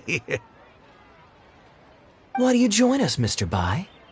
Let's entertain this gal for a sec. We don't want her to think you're stingy.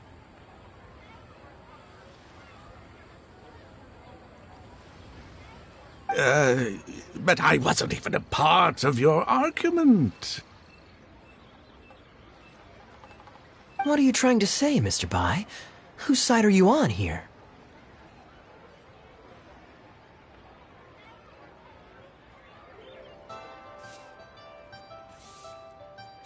Of course, I'm on,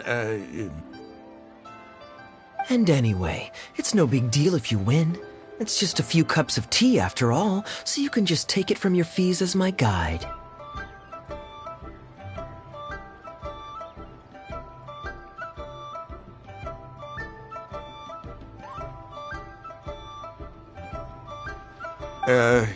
All right then. I suppose it's not all that different from the dice gambling games I used to play in my youth. If it's just for a few drinks, you can count me in. All right, now we're talking. Okay, now that we've agreed on the rules, how should we do this coin toss? After all, a Mora coin looks the same on both sides.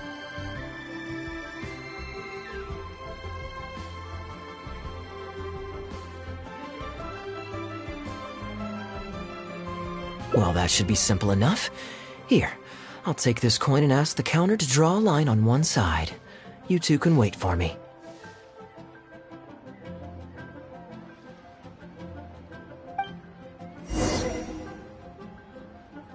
Young lady, I can see that you haven't spent many years in the real world. You take everything far too personally.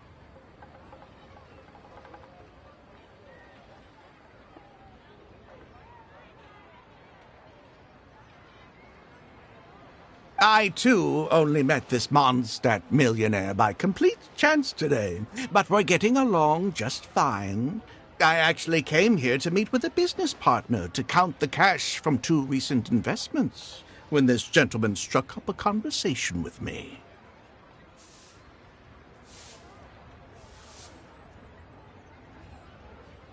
In the real world, you've got to keep up appearances. There's no need to offend the rich.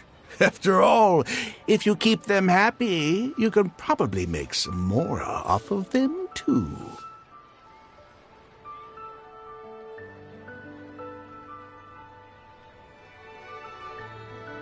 You young people are much too impulsive. It pays to keep a level head.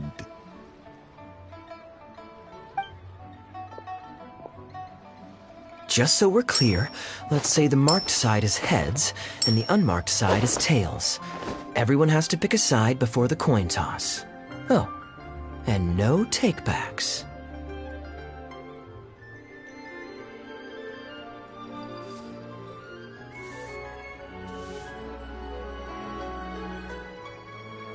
We should also take turns tossing the coin.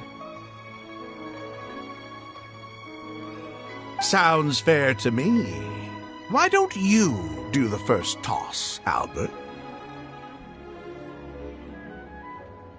All right, then, I'll start us off.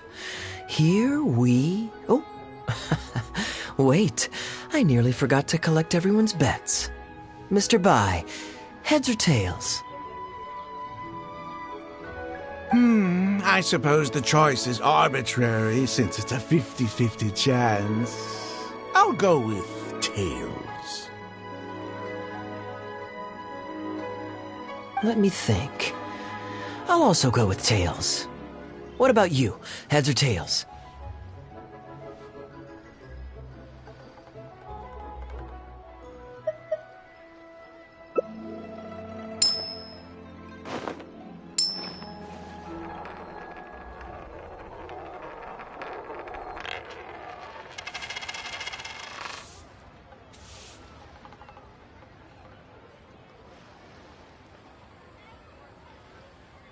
Oh, darn, I won. Lucky me, I guess.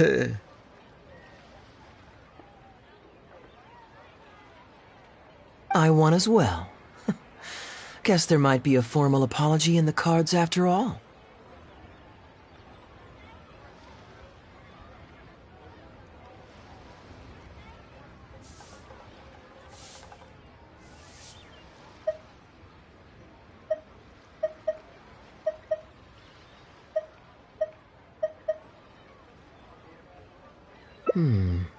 I have a suggestion. If one of us loses twice in a row, they should get knocked out while the other two carry on playing to decide the winner. Otherwise, with three of us playing, it'll start to get difficult to keep track of who's won the most times.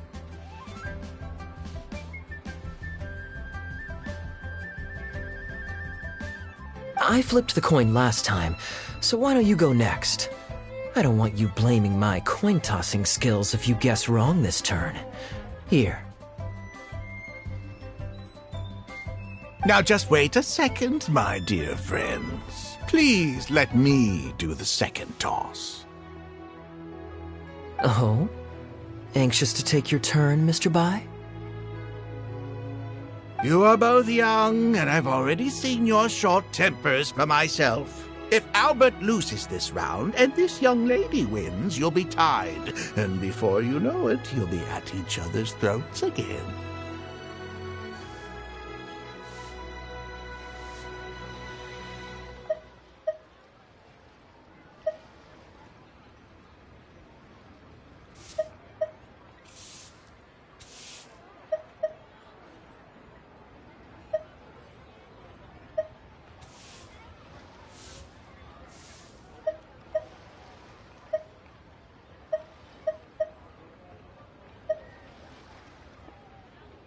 Well, that's not my only consideration, either. You two may be too young to know this, but I've been around the block a few times. What's to say this isn't a trick coin,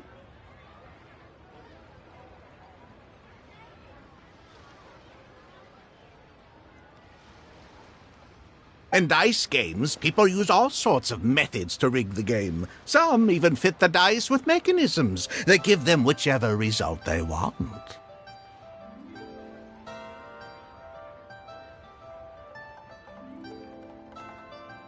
If Albert wins the next round, and you, young lady, lose for the second time in a row, then the third round will just be a tiebreaker between him and me, and you won't get your apology to the Guhua clan.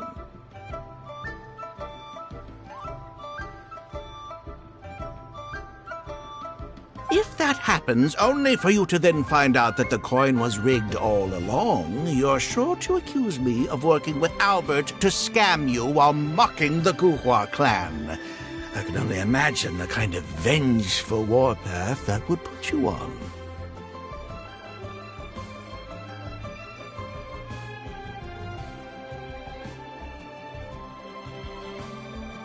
A purely hypothetical scenario, of course, but one that I'm bringing up now to avoid any misunderstanding further down the road. Go on, give me the coin. I'll show you how to check if it's been rigged.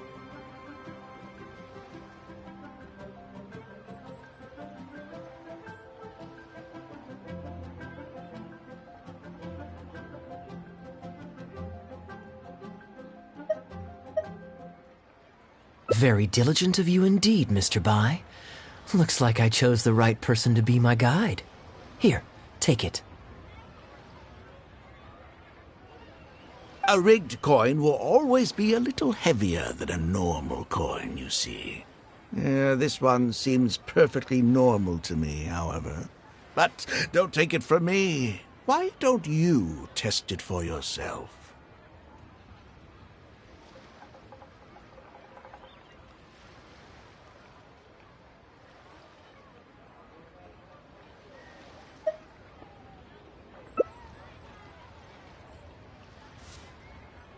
What's your bet this time, Mr. Bai?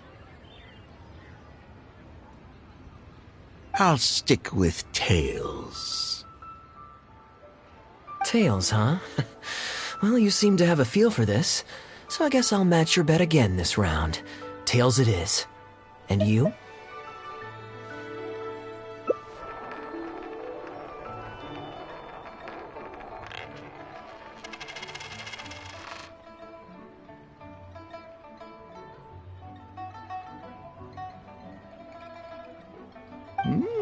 Well, my luck's still just about holding out. The three of us are now tied, so no one drops out. Certainly better than Albert and I going head-to-head in the final round.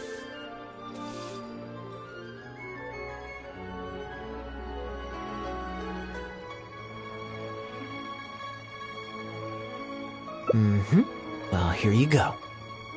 What'll it be, Mr. Bai?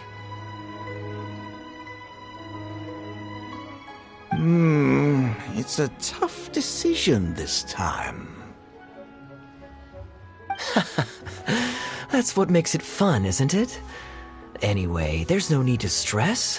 What's the cost of a few cups of tea compared to 50,000 I'll be paying you every day?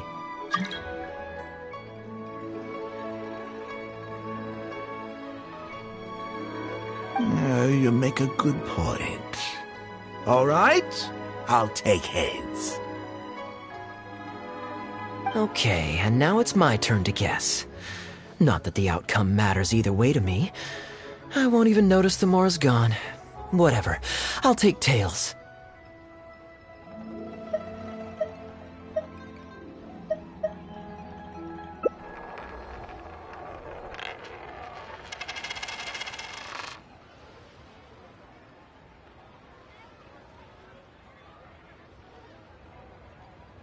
Why did it have to be heads?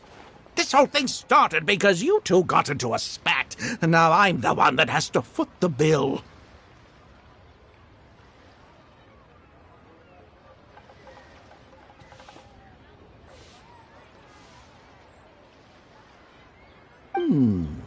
What say you to another round? Sure, why not? I'm having fun. I can go for as many rounds as you want.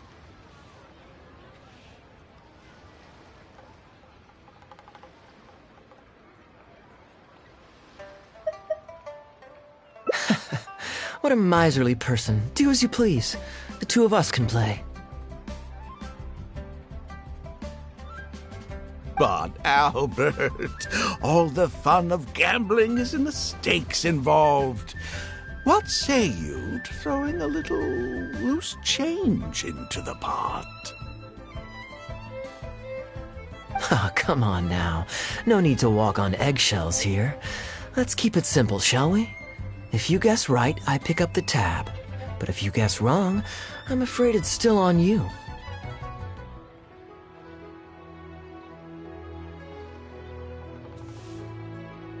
Sure. That's exactly what I was thinking. Well, here's the coin. You can toss first. I'll take heads. I'll choose... Wouldn't it defeat the whole purpose of betting if you guessed the same as me? This is a two-person game now. Surely one of us has to guess heads and the other tails. All right. It all comes down to luck, after all. I'll take tails.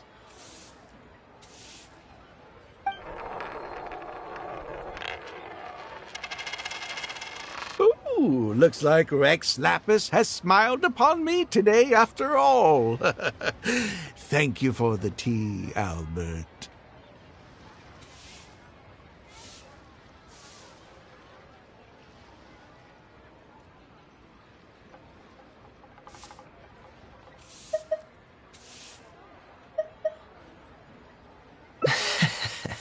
Look at you getting so giddy over some chump change.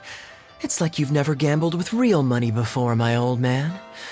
That's a real rush, I'm telling you. This is nothing by comparison. In fact, I'm starting to get a little bored.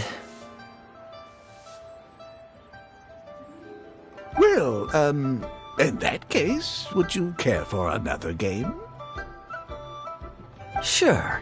Let's up the stakes a little this time. Shall we say 50,000?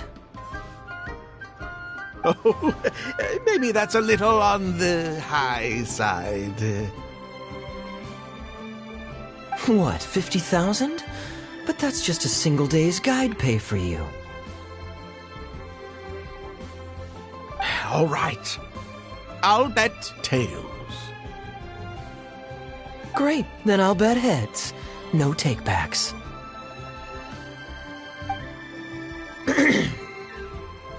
Heads. Tails.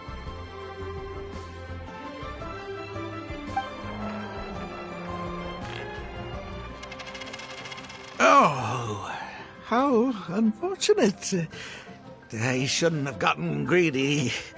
After all, in the long run, gambling is always a losing game. 50,000 more. My goodness. Albert, I'm terribly sorry, but as it happens, I forgot to bring my coin purse with me today. Could you perhaps take this 50,000 out of my guide fees? Call it an advance payment. That would make us even. Advance payment? Sorry, I'm afraid that's not my style. It'll have to be cash. This day just getting better and better. Well, so be it. 50,000. Let me see what cash I have on me.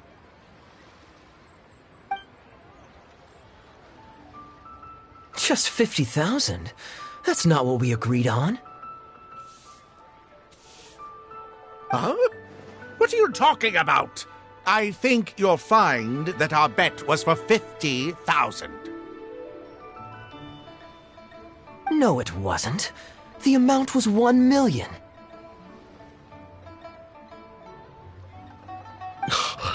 $1 million? Are you insane? Come on now, Albert. Be serious. $1 million here and $1 million there might be all fun and games to you rich types, but to ordinary folk like myself, this is no laughing matter. I'm being perfectly serious. I know what I said, and what I said was 1 million mora. You're lying through your teeth. Hey, Young lady, you tell him. Did you hear him say 1 million at any point during our bet? Huh? What the? I'm not deaf, you know. I swear I heard 50,000. Wait. Oh, I see. You two are in this together. I've never met either of you before today, and out of nowhere you suddenly roped me into betting over a coin toss, and now you're accusing me of owing you 1 million mora.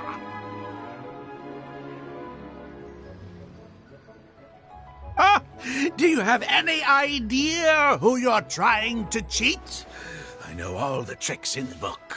I can't believe a couple of beginners like you managed to get this far. Well, don't you try to celebrate just yet. You amateurs have a lot to learn about the art of the con. Do you really think that nobody else will have heard all the commotion we just made? All I need is one witness, and this little scheme of yours falls apart.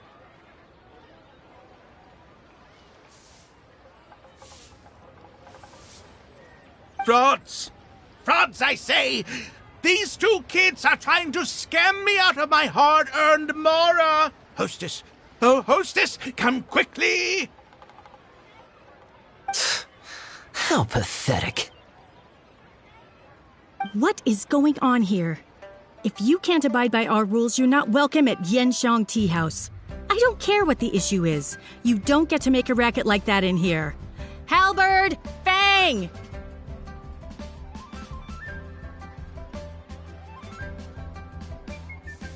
Wait, don't throw me out! These two con artists are trying to steal my mora. You can't let them get away with it. Well, let's take this somewhere else. I don't want any of you disturbing the other guests.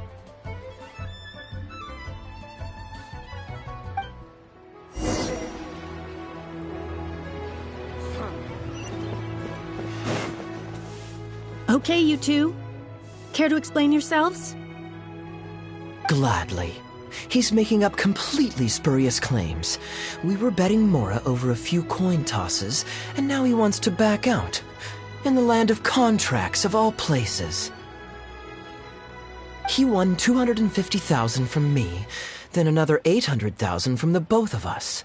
Now he's refusing to pay up the measly 50,000 that he lost in the final round. Okay, so after settling up, a total of 1 million mora should have changed hands. Sounds plausible enough.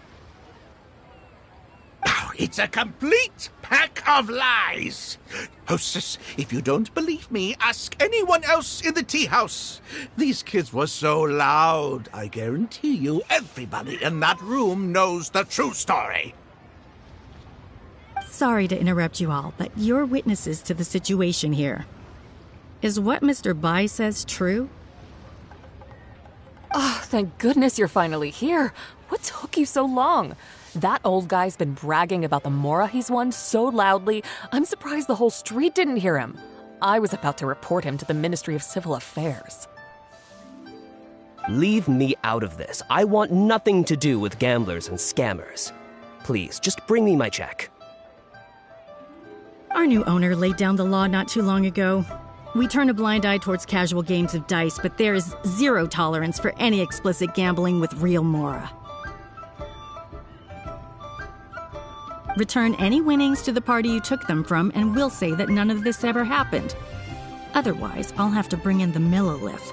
And I can assure you that they take a more hard line on this kind of thing than we do.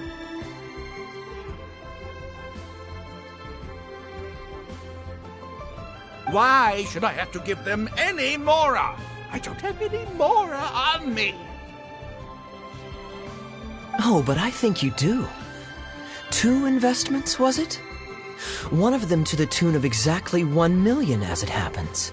Oh, and don't forget you still need to pay the tab. You... Wait. How did you... Halberd! Fang! There's a gentleman here that I'd really like you to meet. Please, please don't. I'll pay, all right? This was never your Mora to begin with.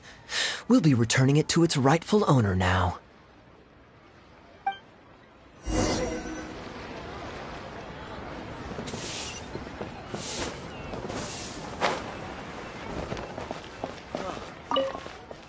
What did you think, Captain Wu?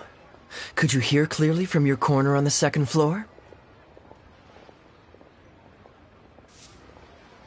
Yes, everything. I can't thank you two enough.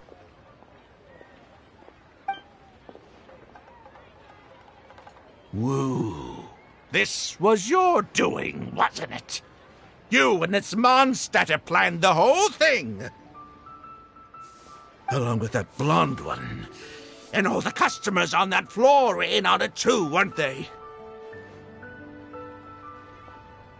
I know where you live, and I know what your wife looks like, and your pretty little daughter, too. You crossed the wrong man today! Who'd be scared of a crook like you? I'll take you on any day of the week. Well, let's see how long that false bravado of yours will last. Oh, look at that. He figured it out. Guess he's not as dumb as we thought.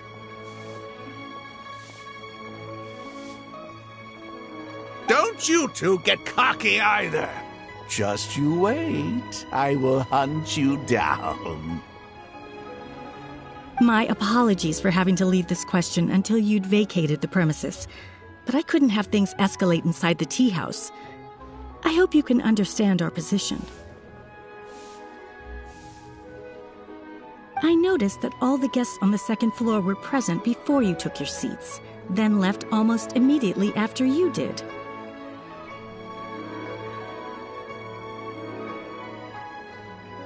Would I be correct in saying you were looking to set this man up? Wait, so you saw through it right away? Under normal circumstances, we would never tolerate a scheme like this taking place on our grounds, as it risks damaging our owner's reputation.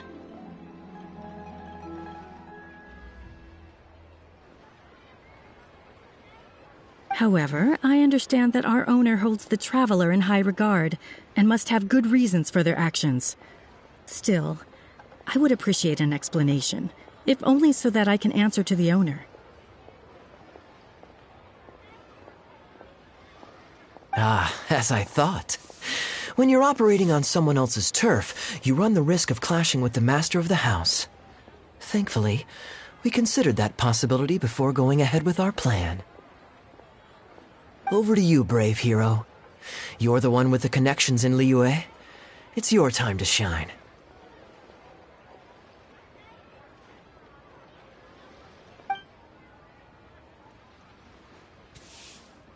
Okay, I understand the situation now.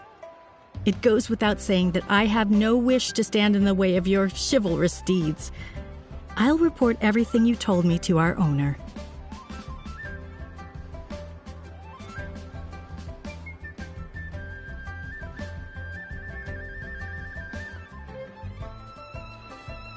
Well, Captain Wu, remember what I promised you?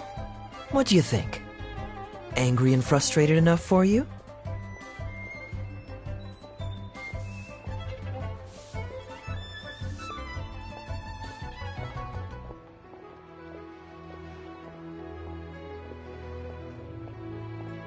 Excuse me, coming through.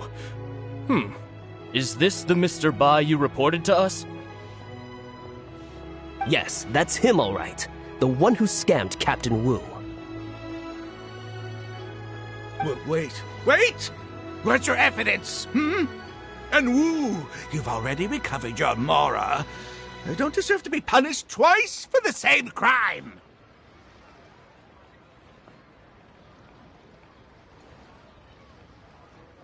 You can't talk your way out of this one. You're already suspected of defrauding multiple victims out of smaller amounts, and the combined total meets the threshold for a conviction. If it turns out you're guilty in this case, too, it'll only add to your sentence. Does the plaintiff have any witnesses? If so, we'd really appreciate if they could come with us and provide a testimony.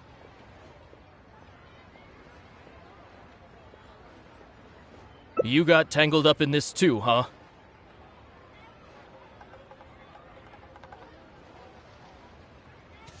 In that case, please come with me. Your witness statements will play a crucial role in helping to move this case forward.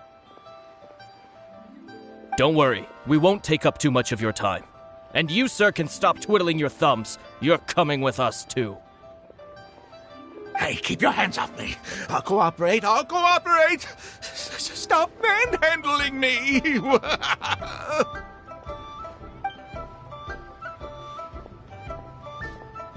Thank you so much, the both of you. I really don't know how I could ever begin to repay you.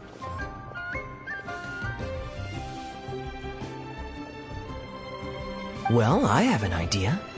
We originally came here to do some sightseeing. Anywhere you'd recommend we go before the end of our trip? Let me think. Now, where would I want to go? Hey, are either of you interested in a fishing trip? Sounds fun to me. Let's go.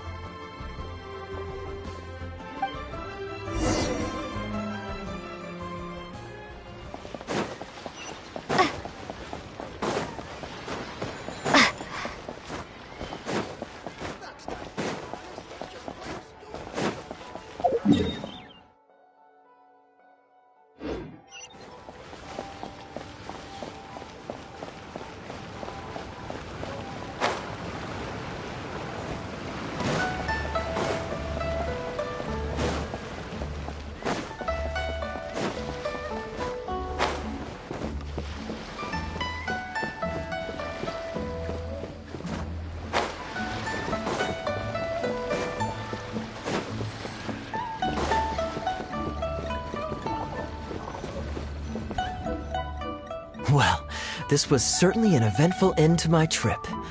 It wouldn't have been possible without you. Or my lucky coin, of course.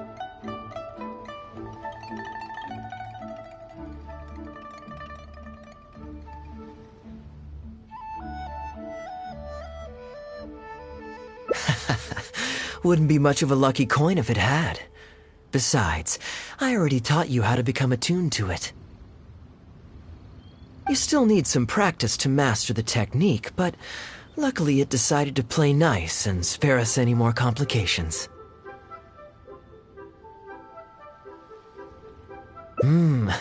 A better question to ask might be, what do I do to make this coin happy to work with me and show me whichever side I wish?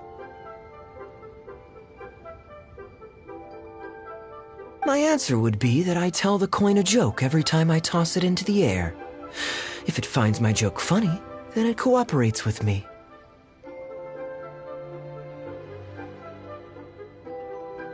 Of course, this whole arrangement hinges on a pre-existing amount of trust between the two of us. I can't just get any strange coins to listen to me.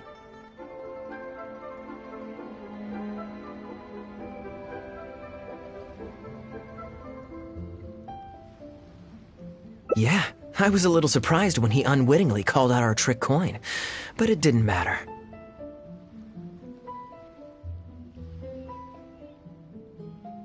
A good gambler always keeps her options open.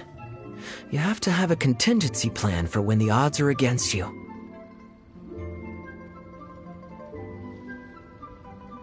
So when I went to the counter, I marked a regular coin as well as my trick one.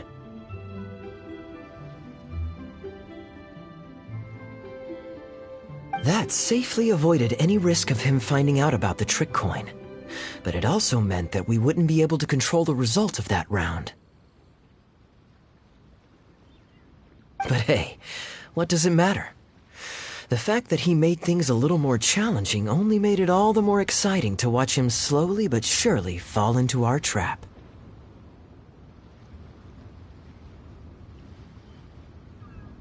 Especially listening to him warn us about the possibility of a rigged coin right as we were scamming him. That was my favorite part. As long as I chose the same bet as him, and you bet the opposite to me, it was always going to end up with him paying. Unless, of course, he'd had some other tricks up his sleeve that we hadn't thought of. Then things would have gotten really interesting. You two are genuinely the smartest people I've ever met. I'm no intellectual, so I would never have been able to come up with a plan like this. Even when you described it to me, I only understood parts of it.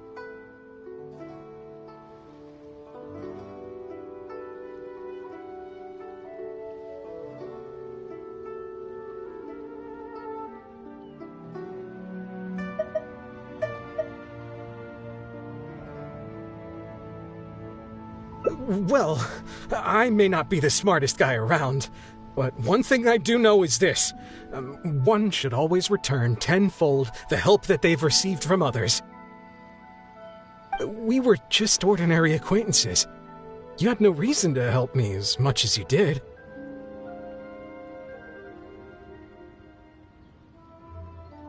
If there's anything I can ever do for you in the future, anything at all, please let me know. You can always count on me. I guarantee it. Oh? You seem agitated. Are you worried about owing me yet another favor? There are two kinds of people who owe me favors. One is my friends, and the other my informants. My informants have to fulfill whatever requests I make of them, no questions asked. The question is, which kind of person do you want to be?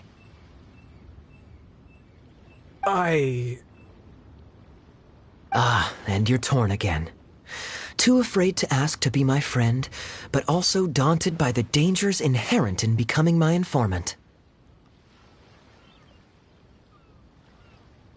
Well, it's okay, because I just thought of a fun and easy way to get us out of this impasse.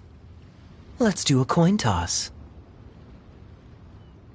This is the regular coin I prepared for the contingency plan when I was borrowing a pen from the bar. Not the lucky one that does what I tell it to.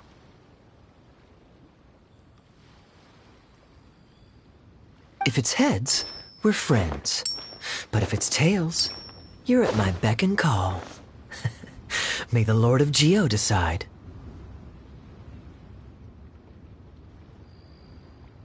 So, was it heads or tails? What do you think? What does your heart tell you?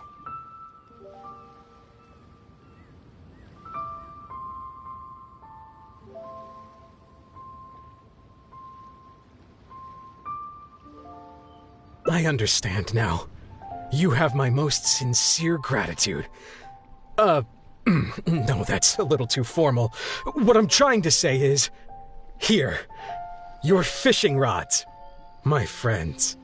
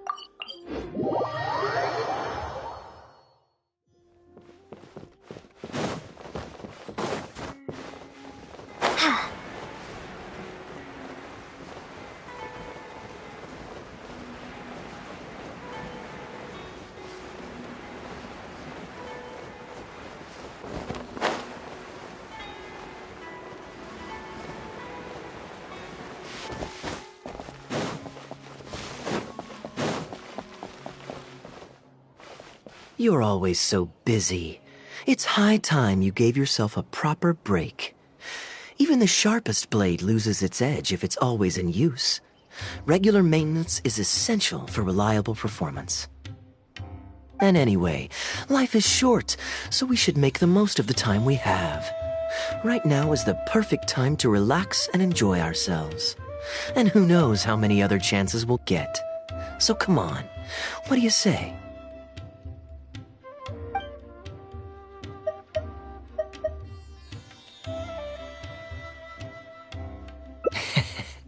Now I remember why you're an honorary knight.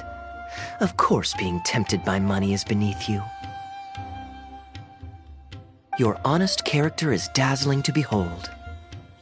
Like the sunlight reflecting off the surface of Cider Lake in the late fall, I hold my hands up. My thinking was mistaken.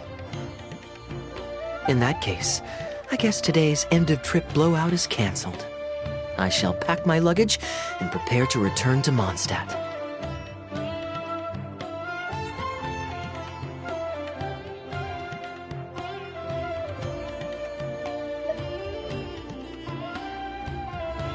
Oh, you'd do that for me? Well, this wasn't what I'd originally planned, but it's a very welcome development. When I was souvenir shopping, I picked out something for you too. Guess my thoughtfulness wasn't in vain.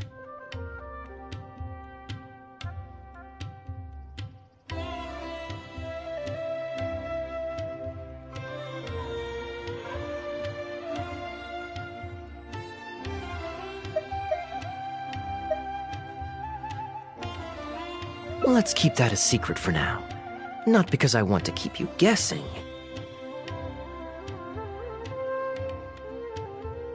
It's just that I didn't think I'd run into you here. All my gifts are back at the inn. I want you to find out for yourself when you open it.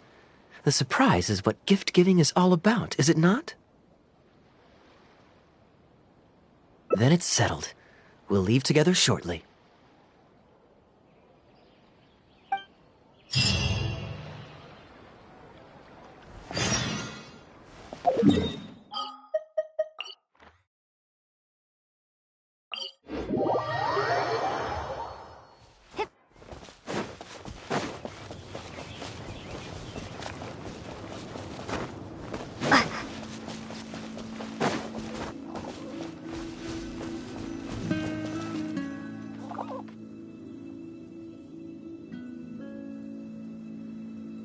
Look, Mondstadt's windmills.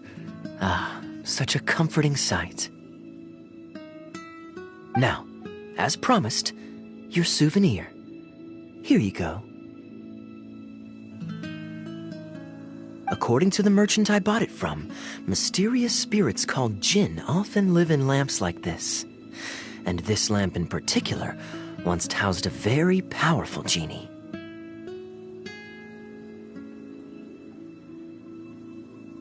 Merchants love to exaggerate to help make a sale, but it's still quite the pretty little lamp. I know you like rare things, so perhaps you can add this to your collection. Of course, you can also use it as an ordinary pot. Personally, I think it'd make an excellent wine vessel.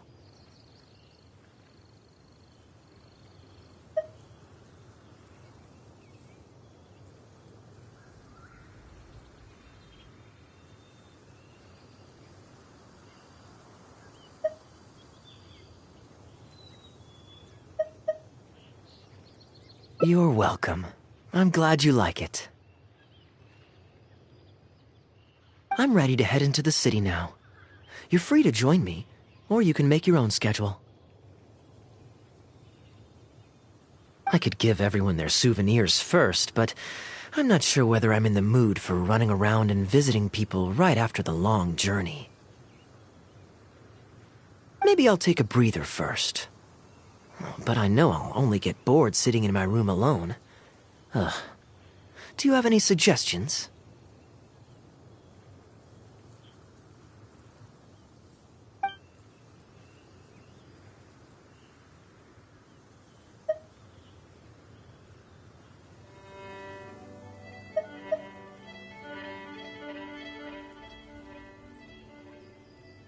Yes, I suppose. Okay, souvenir run it is. They're mostly people you know, so it'll be a chance for you to say hi to some people you haven't seen in a while.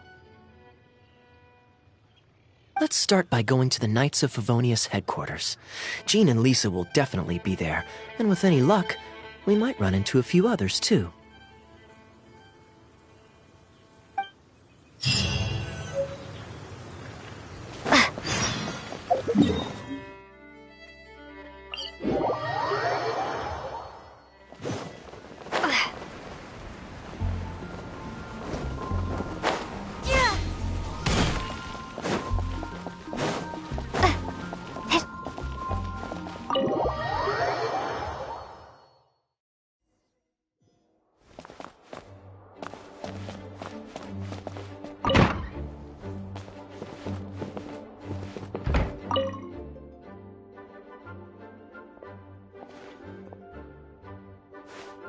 Hey, you two busy?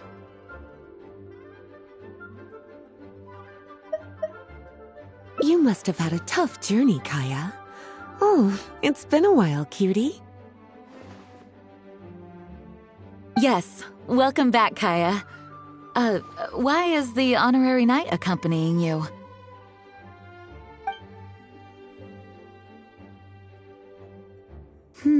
I understand. Back to matters at hand, Kaya. I have already received your report. You did well this time, thank you. A few days ago, we received a letter from the representative of the Wine Merchants Association in Sumeru. It was thanks to your on-the-spot decisions that further losses, due to continued delays, were avoided. Just doing my duty. Anything to reduce the acting Grandmaster's workload. Oh, I nearly forgot. I have some unused travel funds. I'll return the surplus now.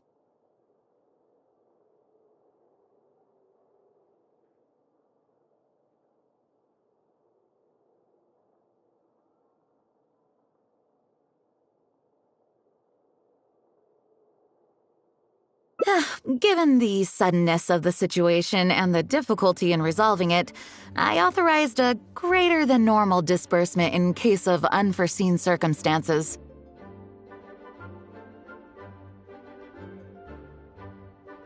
But I didn't think there would be this much left over. Thank you, Kaya.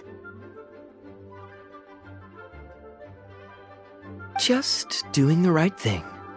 But I'm not actually here for a post-trip debrief. I brought some souvenirs back for everyone.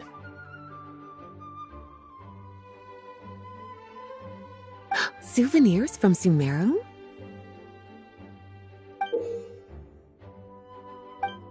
Here, the letter opener is for Jean, the jeweled brooch is for Lisa, and the items in the box are for everyone else.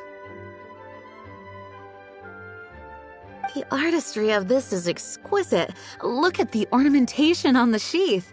This must be one of those crafts unique to Sumeru. It's my first time seeing one in person. Thank you, Kaya.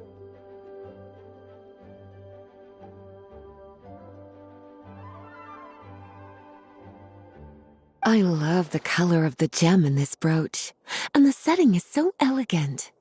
You have excellent taste, Kaya. This can't have come cheap. It wasn't too bad. I didn't spend too much.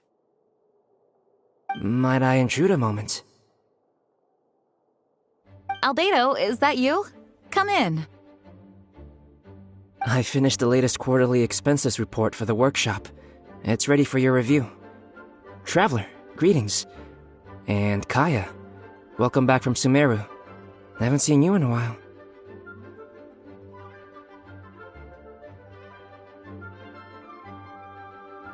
You two look like you're in good spirits. As a matter of fact, the honorary knight and I traveled back from Sumeru together. Ah, yes, and I brought some souvenirs for you and Klee. They form a set. Hold on, let me dig them out. You're too kind. Klee has been constantly inquiring as to the timing of your return lately. Since you weren't around, she thought you had also been grounded, and that it would be a long time before you could come out. Children always have the most peculiar way of looking at things. Also been grounded? Sounds like things haven't been too dull for you all in my absence. Ugh, it's Clee's third time this month. Evidently, you're not the least bit surprised. No. On the contrary, what would be a surprise is if Clee ever managed to stay out of trouble for a substantial length of time. Anyway, since my souvenir is part of a set with Clee's, there's no rush to give it to me. When Clee's next,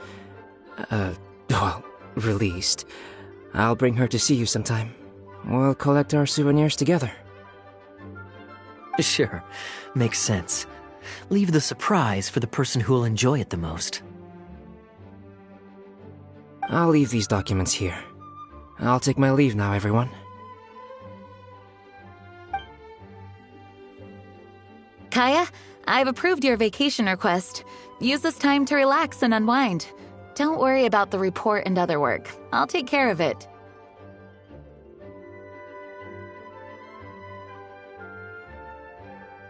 You too, Honorary Knight. There isn't any work the Knights of Favonius require your assistance with at this time, so please take it easy.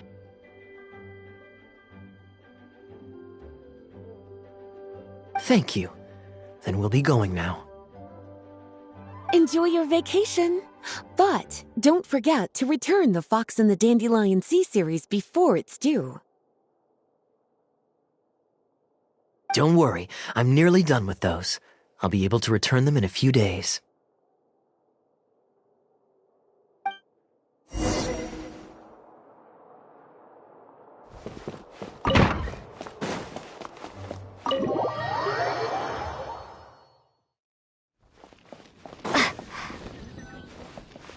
I'm surprised Clee still hasn't escaped.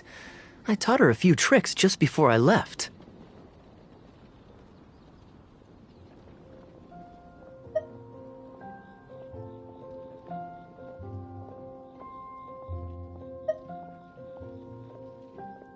Kids will always have their moments of mischief, but to be able to grow up without a worry or care in the world is something truly precious.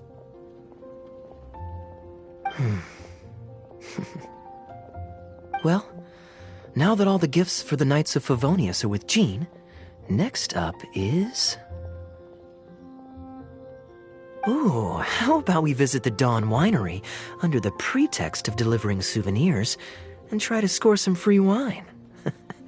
It's been a long time since I last saw everyone there. Plus, it'll be the perfect time to treat you to some of their newest brews. D-Luke should be there tomorrow since he has business to deal with. But then there's nothing scheduled for the day after tomorrow, so perhaps it'll be easier to get free wine then.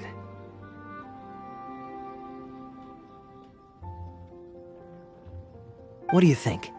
When should we go?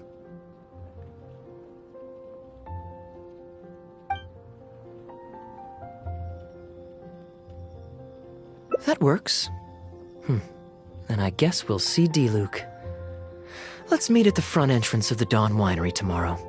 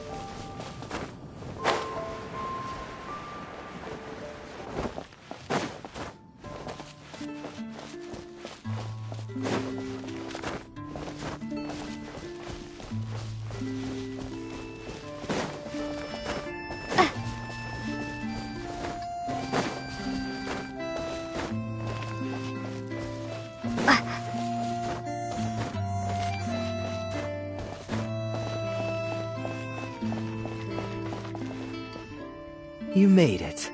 Come on, let's go inside. Brace yourself for some sour grapes.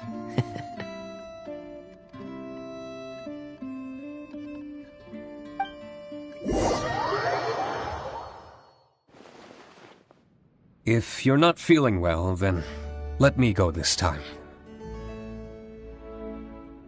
Oh, I'm fine. It's not serious. Oh, I'm sorry. I hope I'm not interrupting anything important. What are you doing here today? And I see you've brought a +1. Oh, it's nothing particularly pressing. It's just that we recently returned from Sumeru, and given how long it's been since we last visited the winery, we thought we'd drop by and say hello. Is that it? Make yourselves comfortable then. Oh, do you really mean that? Because my definition of comfortable happens to involve prodigious amounts of your finest wines. Speaking of which, I'm curious where you store the wine these days. Is it the same place as it always used to be? Sounds like you're in a hurry to reach your goal. Been plotting this raid for a long time? Plotting a raid? Why, you misunderstand me. The truth is, a rumor happened to reach my ears recently.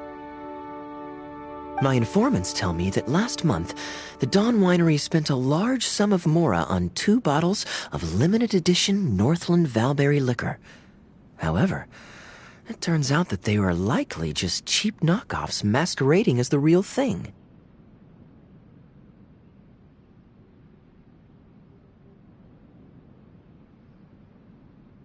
Of course, a teetotaler like yourself would struggle to tell the difference. So why not get a connoisseur to help you appraise the quality?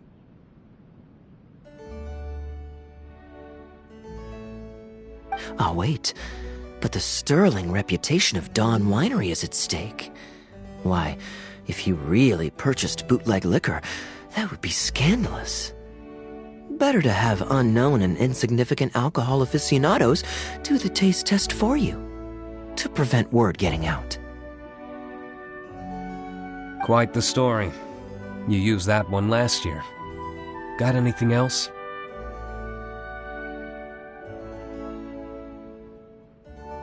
What? Really? I totally forgot. In that case, how about the principle of reciprocity?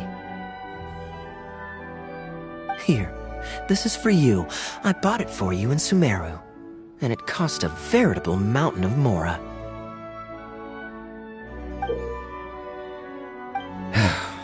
Thanks. Put it on the table. That's it? No comment whatsoever? You want a comment? Okay then. This thing is very in line with your unique aesthetic tastes. Much like that vase over there.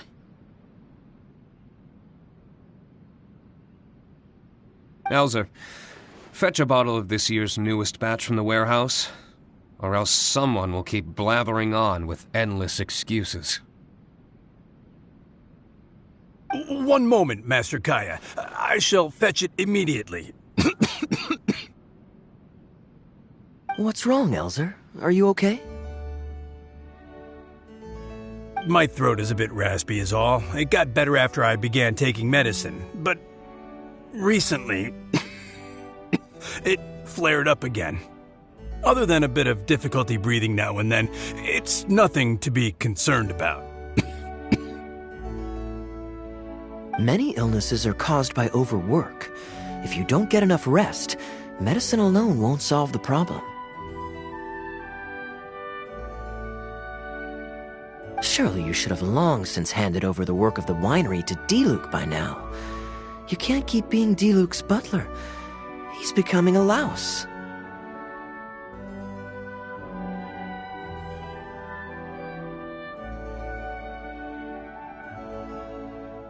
Actually, most of the time he... Take some time off, Elzer. Don't put it off any longer. I'll handle the guild matters. It's important to take care of your health. You have to take it seriously. And, cavalry captain, you would do well to remember that brevity is the soul of wit. Master Diluc, Master Kaya, thank you both. Then I'll take my leave and rest for a few days. Enjoy your vacation. Though, before you officially clock out, let me head out the door with you. We can grab a few bottles on the way. There's nothing quite like enjoying a quality wine while feeling the gentle breeze against your face. Ah.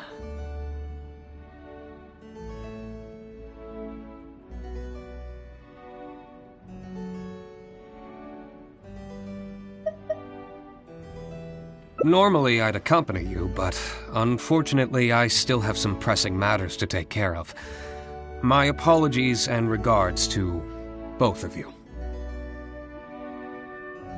Really? Oh, that's a shame.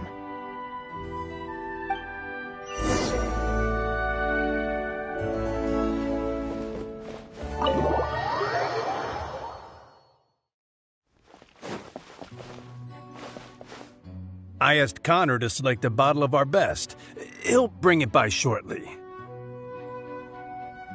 You asked Connor? He hasn't seen you in a while. He's just happy to be able to do this for you. Considerate as ever. Ah, Elzer, I also brought you a gift.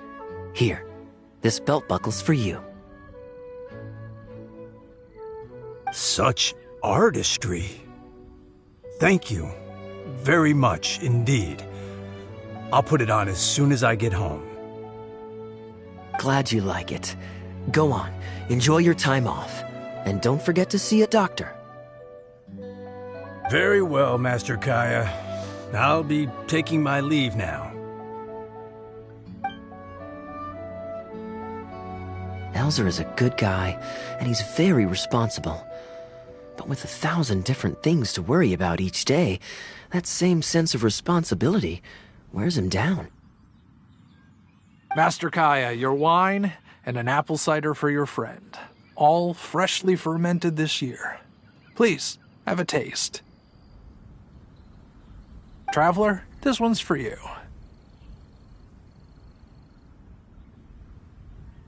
Oh, very clear. And a full-bodied aroma. That's rather nice. Isn't it?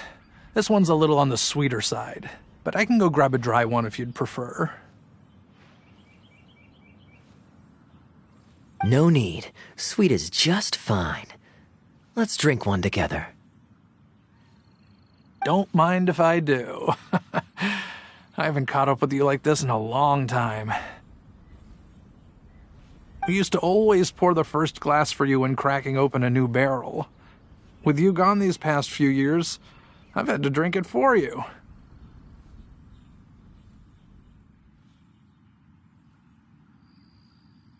Well, since it wasn't me harvesting the grapes, de-stemming, or crushing them, it's much more fitting that you should take the first taste.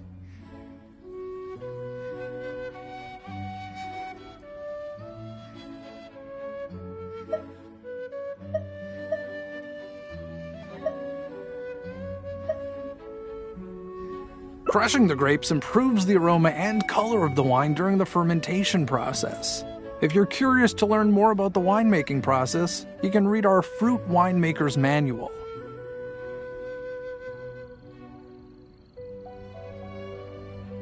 If you'd like, Traveler, you can help us harvest some grapes. Winemaking can be quite a lot of fun. It isn't nearly as exciting as he makes it sound. Your back will be in so much pain after picking grapes that you won't be able to stand up straight.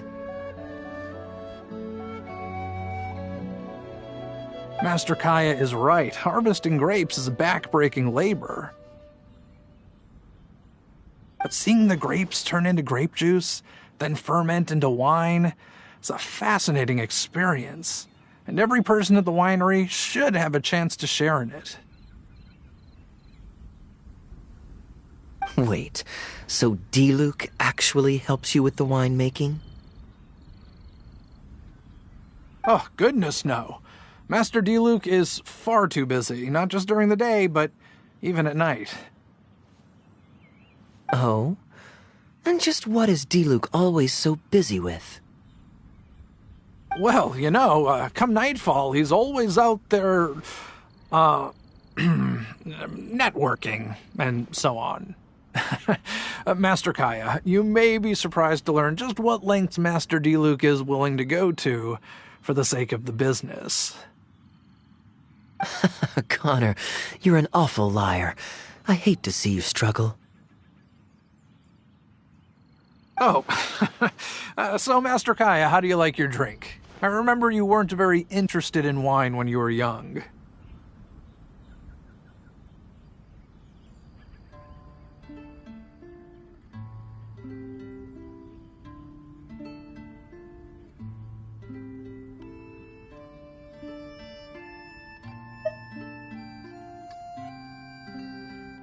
That was because the adults said children weren't allowed even a drop. Don't you remember how much trouble D-Luke got in that time he snuck a drink?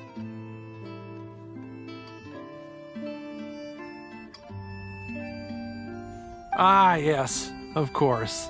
Adeline even covered for the two of you.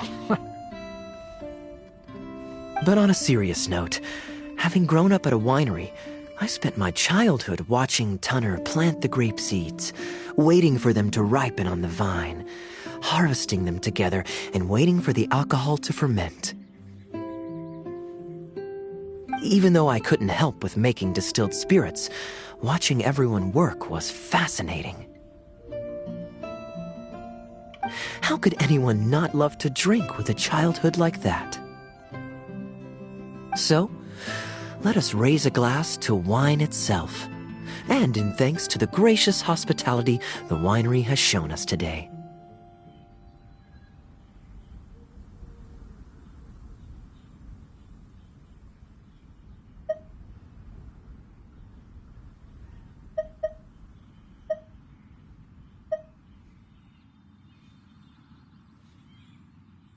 Hear, hear, to Dawn Winery.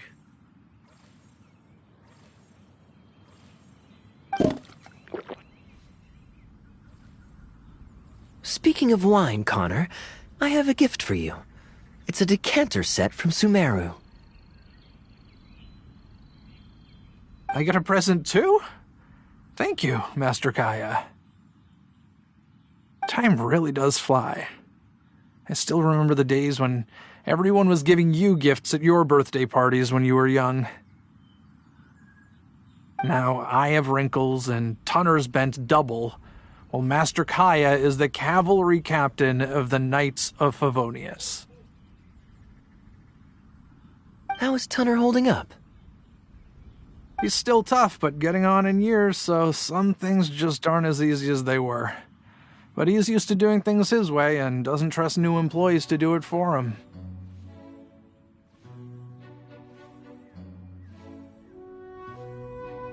A lot of the temporary workers I hired quit because they couldn't handle how picky he was.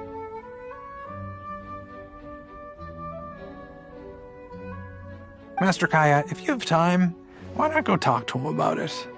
You're probably the only person he'll listen to besides Master D-Luke.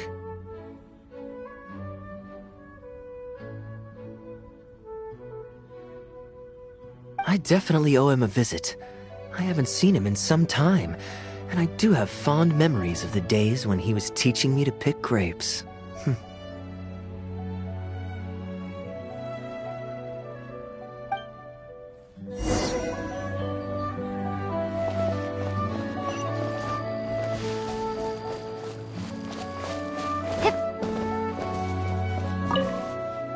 Busy day today, Tunner? Oh, Master Kaya, you're back. No, I'm not at all busy. I just spend my hours watching the grapes growing on the vine. They're growing wonderfully this year. A few rows are almost ripe. We've already begun harvesting them these past few days, so that'll keep me occupied.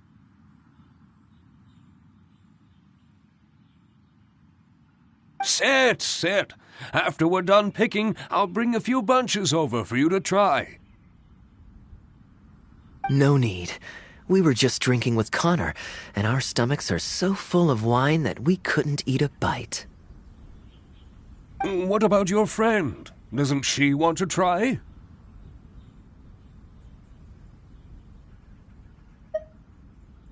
Allow me to introduce the honorary knight of the Knights of Favonius.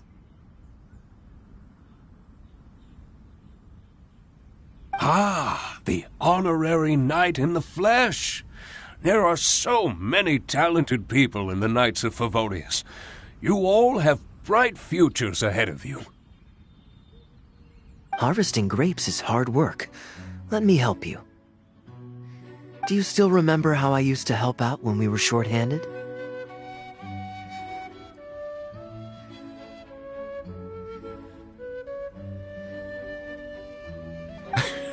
I believe I do. In that case, I'm counting on you. What's this? Everyone's clamoring to do manual labor? Well, suits me. More help is always appreciated. Come with me, young lass. I'll tell you which grapes are ripe enough, and you can pick them.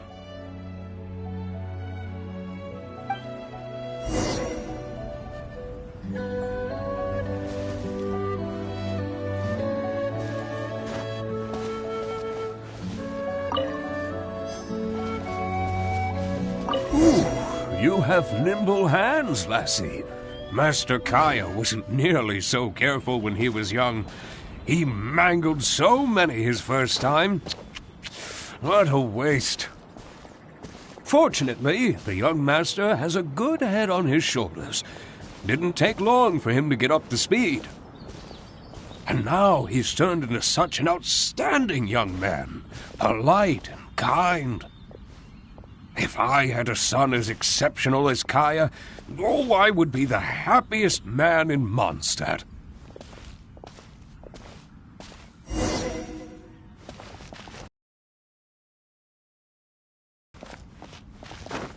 There's a few more rows of grapes up ahead. Let's finish picking them together. Careful not to damage the grapes when you pinch the stem.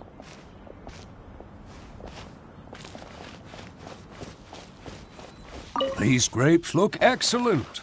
You're a fast learner.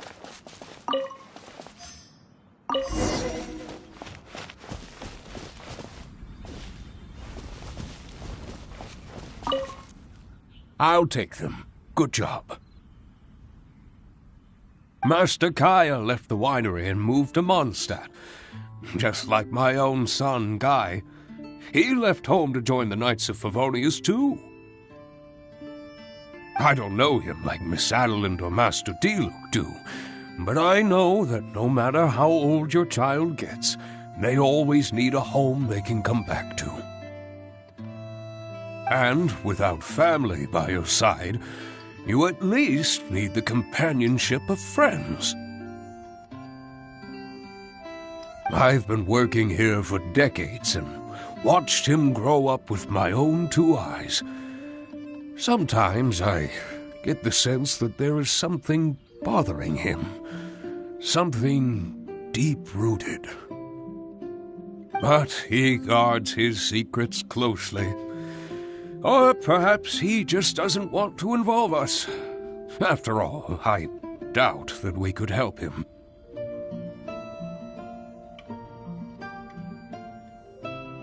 I can see that you have a good relationship with Master Kaya. Please look after him. He's very dear to us.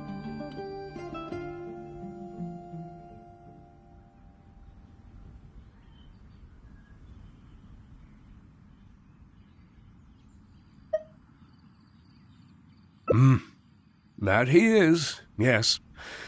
I do still think of him as a child. It takes time for an old man's mind to adjust. Wonderful, wonderful. Knowing that he has a friend like you, we here at the winery can be happy for him. You're looking very happy, Tunner. Was the traveler telling you some jokes?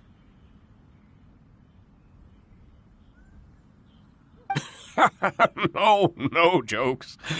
I've received a letter from my son, Guy. He's really going places. I'm so delighted. Master Kaya, honorary knight, my eyesight is fading in my old age. Could you read it out for me? Of course. Thank you both.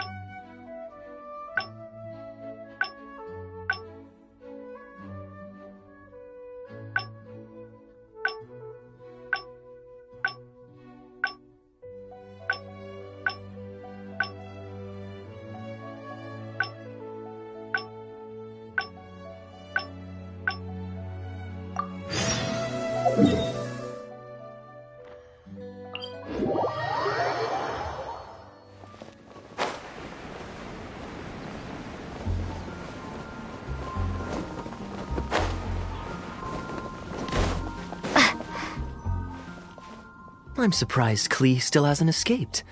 I taught her a few tricks just before I left.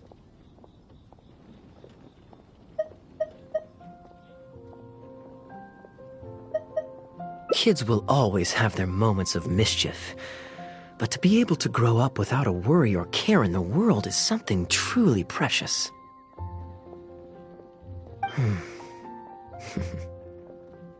Well, now that all the gifts for the Knights of Favonius are with Jean, next up is... Ooh, how about we visit the Dawn Winery under the pretext of delivering souvenirs and try to score some free wine? It's been a long time since I last saw everyone there. Plus, it'll be the perfect time to treat you to some of their newest brews.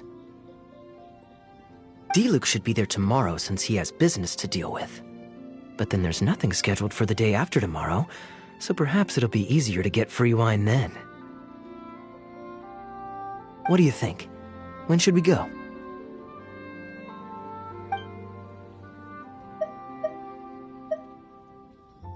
Great, then it's settled.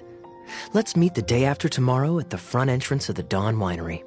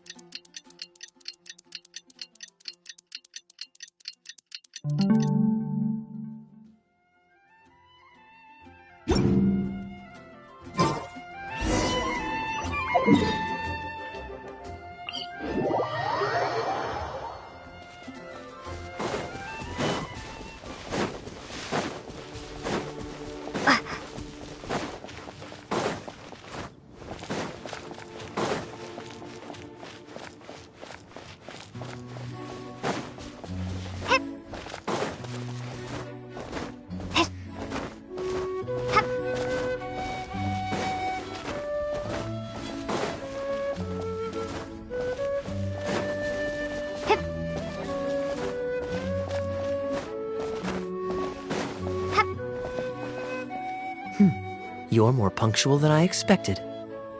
Let's head inside.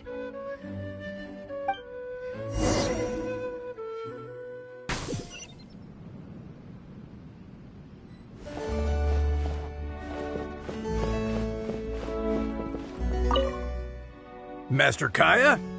And the Traveler? Welcome, welcome. Please, come in. I'll fetch you both something to drink. Long time no see, Elzer. Yes, it's been a while, hasn't it? So what brings you back to the winery this... Sorry. Is there anything I can do for you? No need to be so formal. I just returned from Sumeru and dropped by to see you all. Ah, what a pity. Master Diluc went out to handle business last night and hasn't returned yet.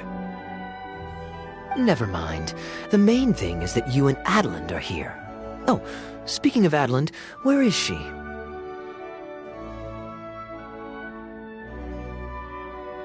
She's taking some time off. She was busy cleaning yesterday and finally has a bit of time to herself. Perfect. I brought some gifts for you both. Here, this belt buckle is for you. My goodness, it's exquisite. Thank you, Master Kaya. I'll treasure it. Would you like anything to drink? We recently finished making a new batch of dandelion wine. Well, what perfect timing. I was just wondering how this year's batch was coming along.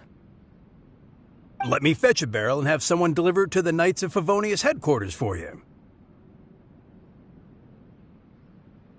Oh, I won't be needing an entire barrel. A couple of bottles will be more than sufficient. Else Diluc might say I came here to beg. Oh, Master Diluc might grumble, but he doesn't mean it. Anyway, let me fix you both a drink.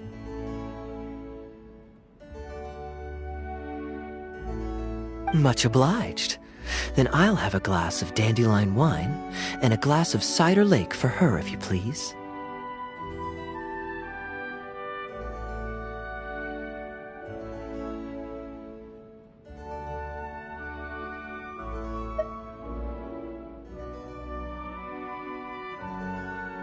The name is not that literal. It is a drink with virtually no alcoholic content, as Master Kai will be aware. I'll prepare them now. Please, wait a moment.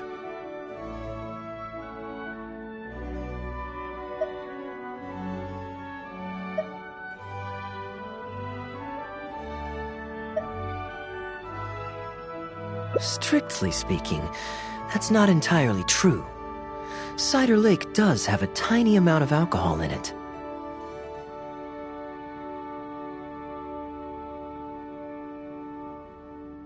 Please, enjoy.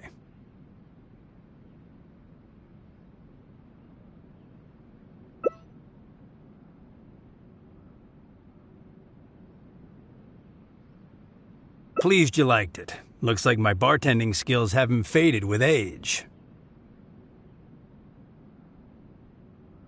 How have you been recently? Is the winery's business doing well? To tell you the truth, we've had our work cut out for us recently trying to fulfill some major orders. Things have only just started to quiet down over the last couple of days. So, you've had no time off lately?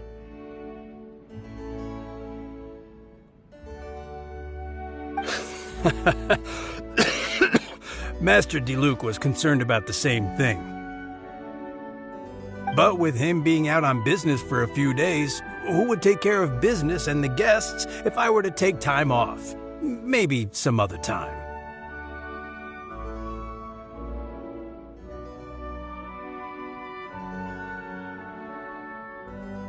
At least take half a day to see a doctor and make sure you're okay. If your condition worsens, Diluc will never forgive himself.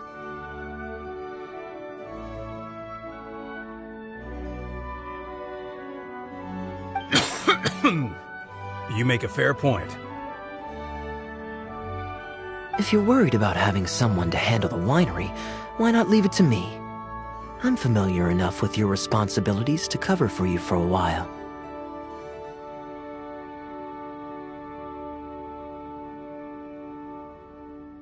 Master Kaya, Please, come back to the winery more often. We all miss you very much. All right. No need for that kind of talk. Come on. I'll see you out.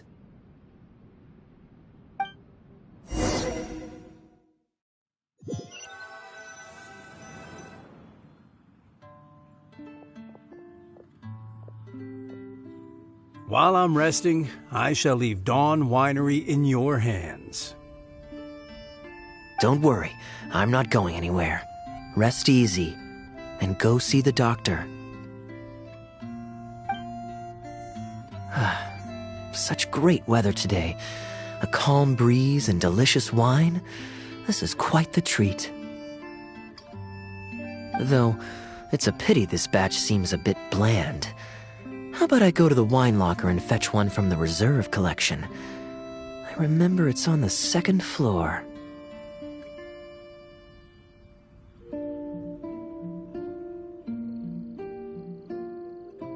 Of course it's fine. I promised Elzer I'd help. I said nothing about leaving the wine alone.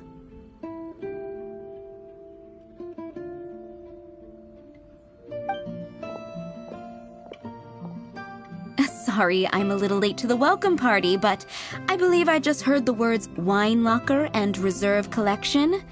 Planning on pilfering a bottle of reserve, Master Kaya?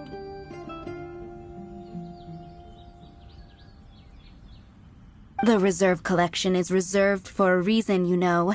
You should at least run it past Master Diluc first. Oh, Adeland, surely you misheard. We were simply taking a walk around the house. I see. Anyway, what brings you and the traveler to the winery today?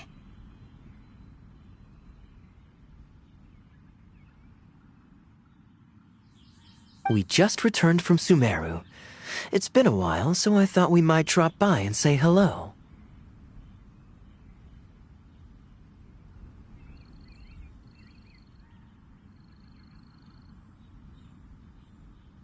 And perhaps enjoy a complimentary drink while we're here. Surely you wouldn't object, Adeland. How could I object? We're simply happy that you've come back to see us.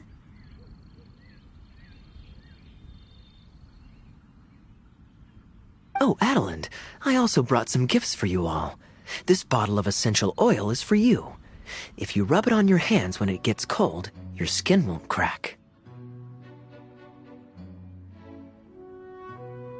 Oh my! I can't believe you remembered something like that. Of course I remember.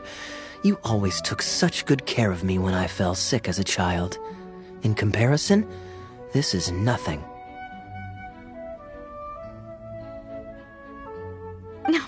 You're all grown up now, and you don't get sick nearly as easily. You don't need me to look after you anymore.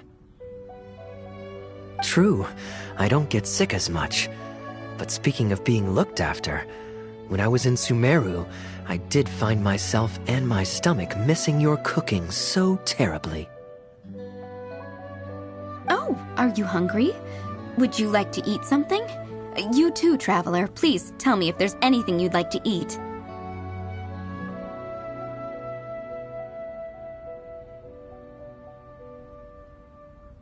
Well, now that you mention it, I do actually feel a bit peckish. Steak? Oh, yes. A nice steak would really hit the spot. Fragrant cedarwood grilled, medium, stewed vegetables on the side? Yes, just like you always used to make. Thank you kindly, Adeland. My pleasure. Traveler, I'm sorry I'm not familiar with your preferences. Would you like to come with me and select a few dishes?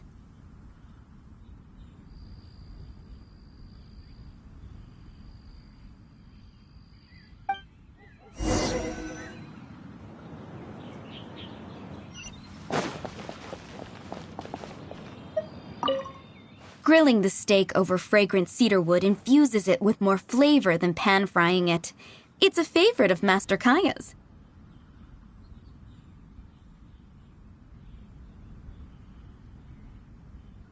Since using an open flame to grill indoors is somewhat inconvenient, we usually set up a grill outdoors. It's perfect for grilling meat, but you can also use it to make stews.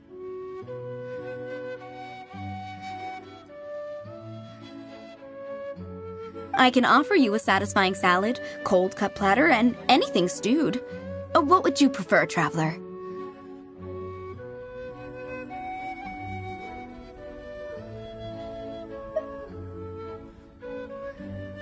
Okay, right away.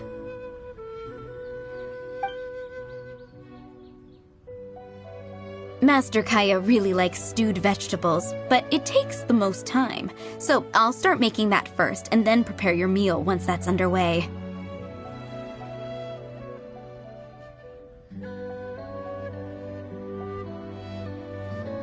Of course! I looked after him and Master Diluc when they were growing up. He wasn't always such a complicated character. He was a gentle child, polite and very sweet.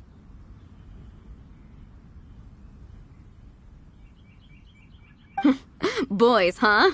The gentle ones grow up to be wild, and the rambunctious ones become quiet and reserved.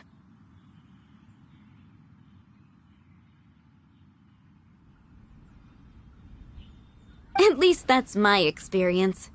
If there's anything you don't understand about Master Kaya and his antics, please feel free to talk to me about it. His temperament has changed quite a lot over the years, but he still has a lot of the endearing qualities I remember.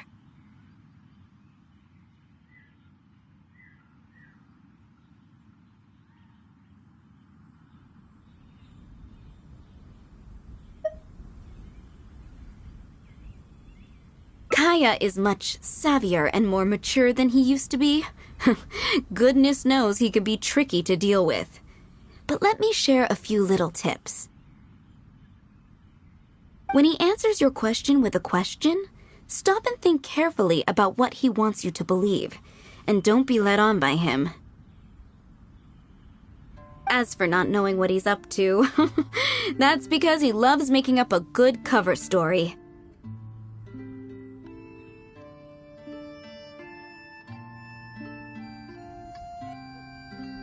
But don't let him get to you too much. You can take it from me. You were drinking a cider lake just now, right?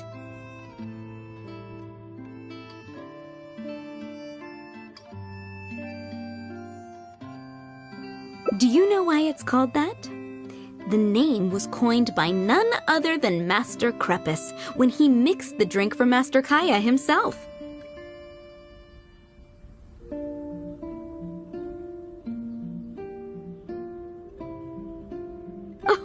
They were adorable when they were young. One time, the winery was hosting a banquet, and Master Crepus strictly forbade Master Diluc from drinking.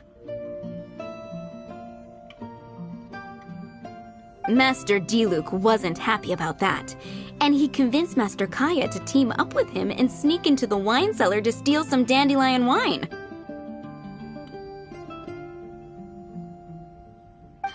And how did I find this out? Because when Master Kaya attempted to distract me, I could clearly see Diluc hiding around the corner of the corridor, gesturing to Master Kaya to direct him through the whole thing. The Captain Kaya of today never bats an eye when he lies, but he wasn't like that at all when he was young. Ah, goodness, how did I get into this?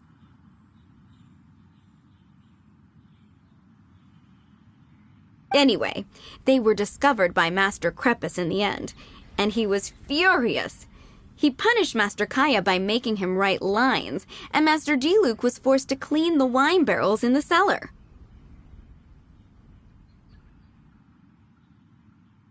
Oh, the wine cellar had over a dozen large wine barrels to scrub, and Master Diluc was just a child.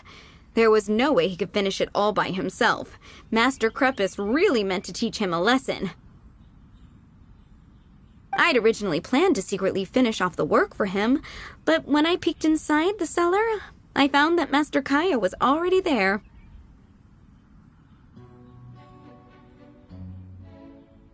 He and I finished scrubbing the remaining barrels.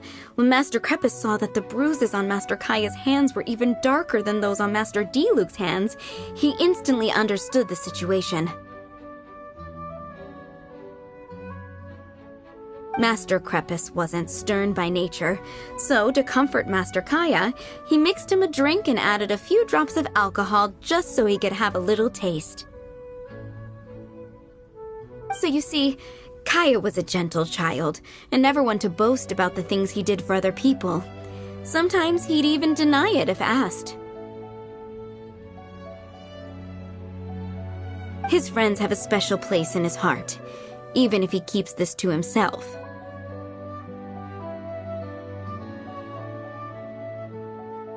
Kaya's quite a smooth talker these days, but I can tell that his habit of quietly helping others hasn't changed.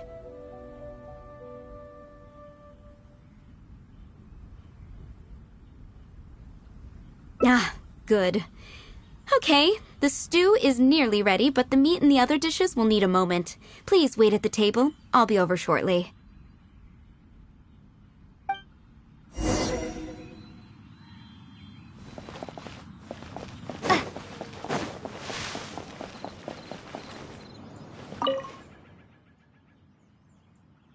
Drinking fine wine, eating Adeline's steak? Ah, now this is what I call a vacation. Oh? What has Adeline been telling you?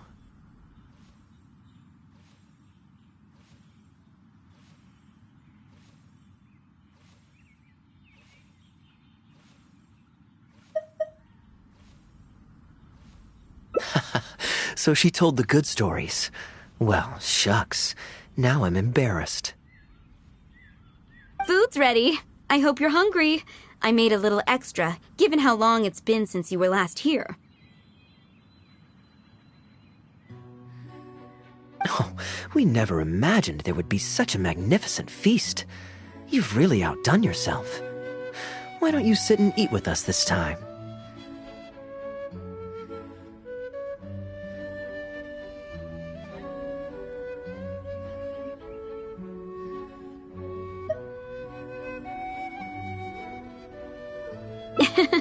If you keep chatting away, the food will get cold.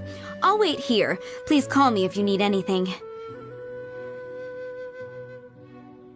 I'm afraid that just won't do, Adeline. I'm serious. We get together so rarely. Can't you bend the house rules just this once? After all, I don't live here anymore, so I'm just a regular guest. You aren't going to refuse your honored guest this small request, are you? Since it's you, Master Kaya, I see no choice but to honor your request.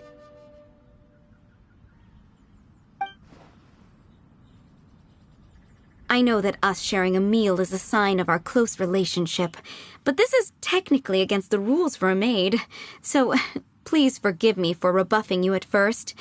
I didn't mean to sound rude.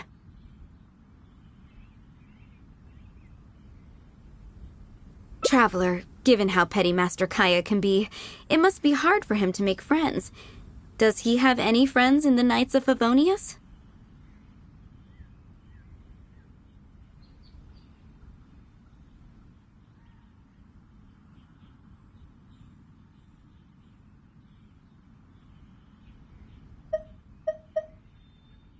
See? I do have a way with people. And now I have her here to back me up.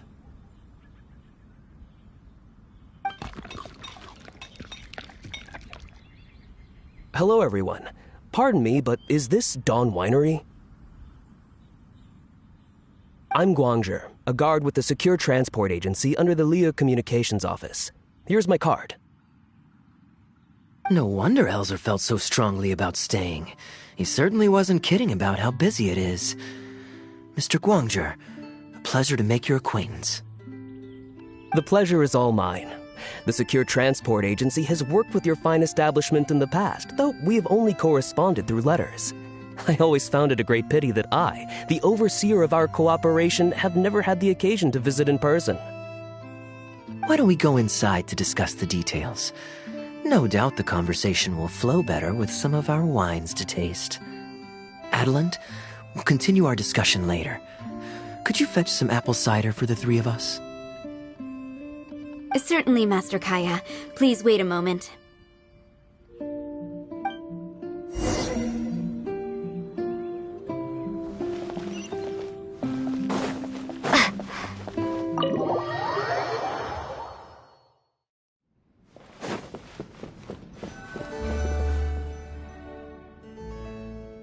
And how might I address you, sir, as well as your... Just Kaya is fine. I'm standing in today for Elzer, who usually manages the winery's business. And this is my good friend.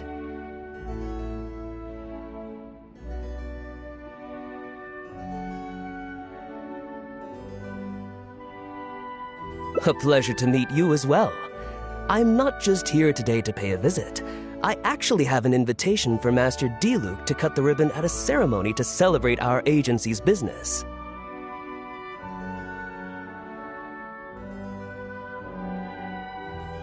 Our collaboration with Dawn Winery last year was quite successful, and I was curious about your product shipment plans for the next quarter.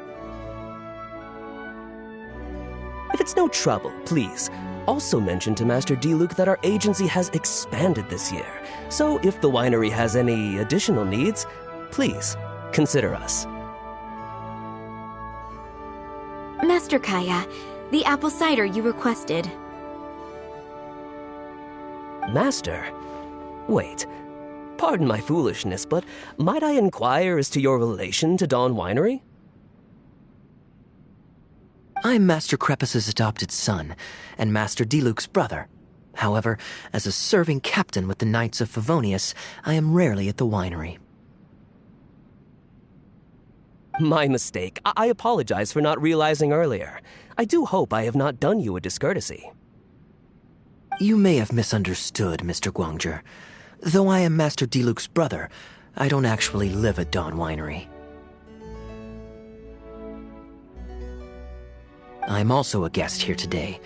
I'm merely here receiving guests due to Elzer being temporarily indisposed. But please, don't worry. I will be sure to extend your invitation to Master Diluc. Thank you for your graciousness. I knew the Dawn Winery's wines were delicious, but I am only now discovering how wonderful the apple cider is. It has a clear and inviting fragrance. In addition to the apple cider, the winery has an extensive collection of reserve wines and liquors. I see you are also a connoisseur of fine wines, so it would be a shame not to sample some. Adeland, please fetch a bottle from the reserve collection in the second-floor wine locker. As you wish, Master.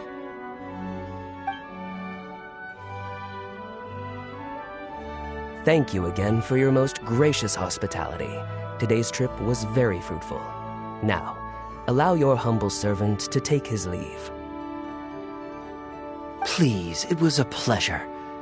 Here's hoping we'll have a chance to share some more fine wines together in the future. The guest has left, Master Kaya.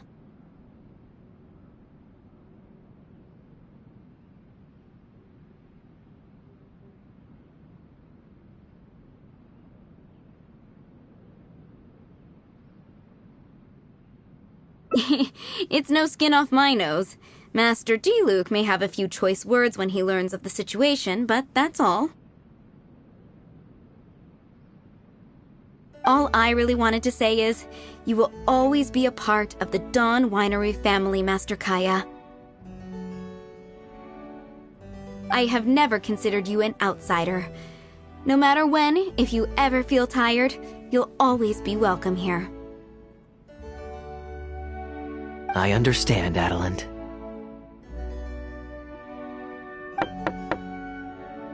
Oh, now this is a busy day. Who's at the door this time? Hello, everyone. I'm back. Now that was fast.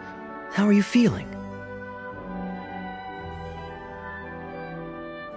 The doctor said there was nothing to worry about. I just need some rest. But on the way back, I met someone who was looking for Master Kaya.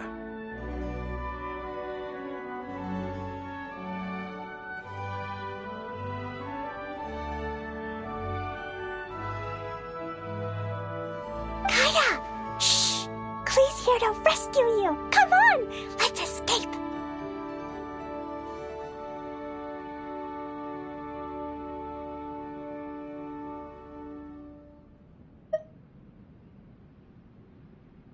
Ah! Miss Honorary Knight! Are you grounded with Kaya too?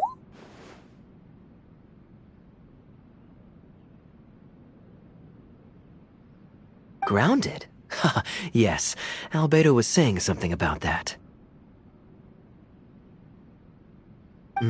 Sumeru was fun, but it can't compare with Mondstadt. So here we are.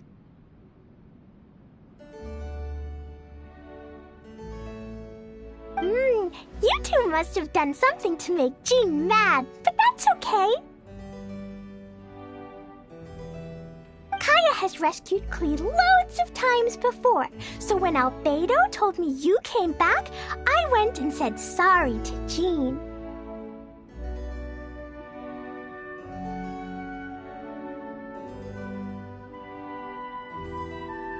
Kaya, you're free now! We can go play together again! Oh, if my memory serves me correctly, this child is... This is a fully qualified Knight of Favonius, Klee. Hello, miss. I'm Klee. We're sorry. Please don't ground Kaya. What? I really need to take Kaya and Miss Honorary Knight away so we can go find Albedo, Sucrose, Amber, and everyone else and play together. I see. Hello, Miss Klee. You needn't worry. Master Kaya's grounding is long over. See, Adeland, you don't need to worry about me. I have lots of people to care for me now.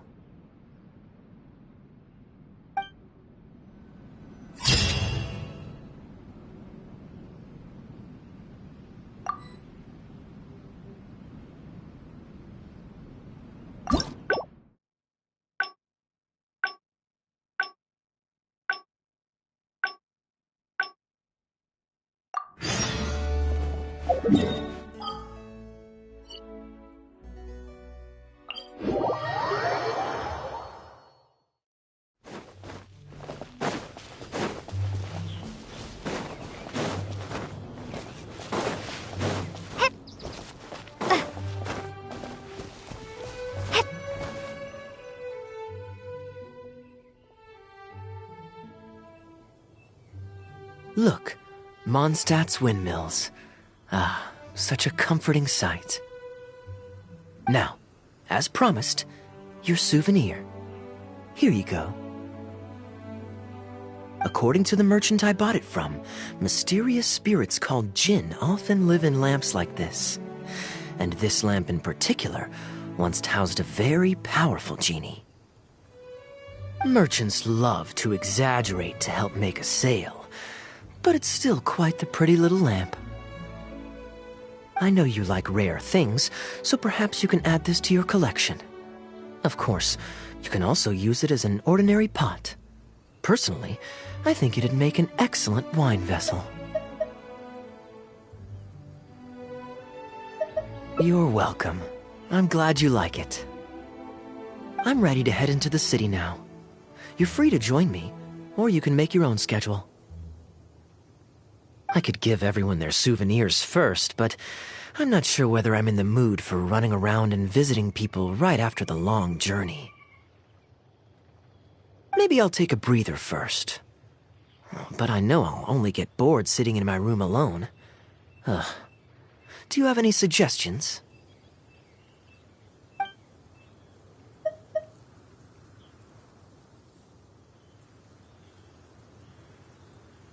I'm honored to have such a caring friend.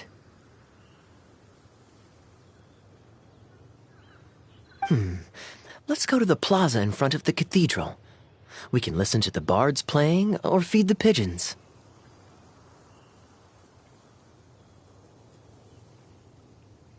After so long in Sumeru, I've begun to miss that slow-paced and relaxed atmosphere.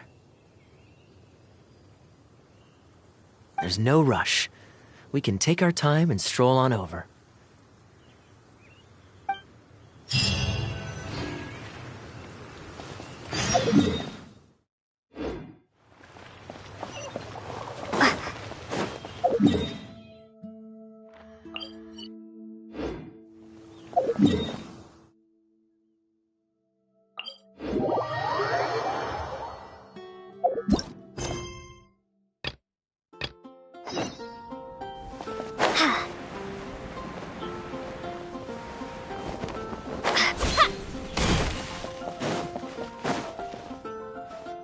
Port Ormos is always lively, even late into the night. People there go to bed much later than I imagined. Quite a stark contrast with Mondstadt.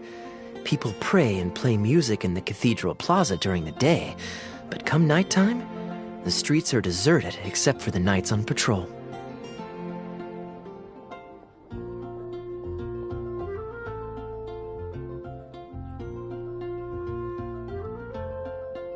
Good question. Life in Sumeru is never dull. Last time I was out drinking on the street at night, some passing mercenaries invited me to dance. Although, I did learn later that that kind of thing is highly unusual even there. They must have been in a very good mood that night. They taught me a lot of songs that they usually sing during feasts. It really was a fun night. But be that as it may, I think I'm more suited to the free and easy life in Mondstadt. Simple, honest folks like me, we don't need much to be content.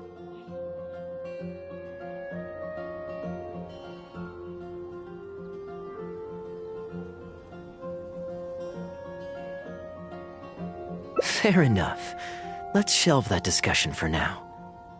Have you ever had a chance to hear the cathedral choir before? The hymns they sing are a whole tradition in their own right.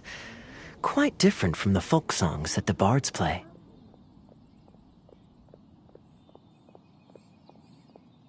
Well, let's see if we can catch them today.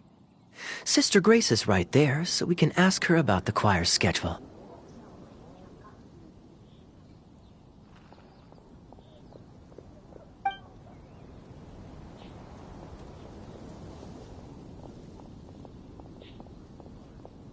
Excuse me, Sister Grace. Does the church choir have any performances coming up soon? Oh, I'm so sorry. The hymn concert we previously announced has unfortunately been pushed back. Oh? What's the story there? As you probably know, Captain Kaya, we've been trying to organize an amateur choir in addition to the regular church choir. Ah, yes. I heard about that. I believe the plan was ultimately to have different choirs who can take turns to perform hymn concerts. Yes, exactly. Well, it turns out there are plenty of believers who are good singers and interested in joining a choir.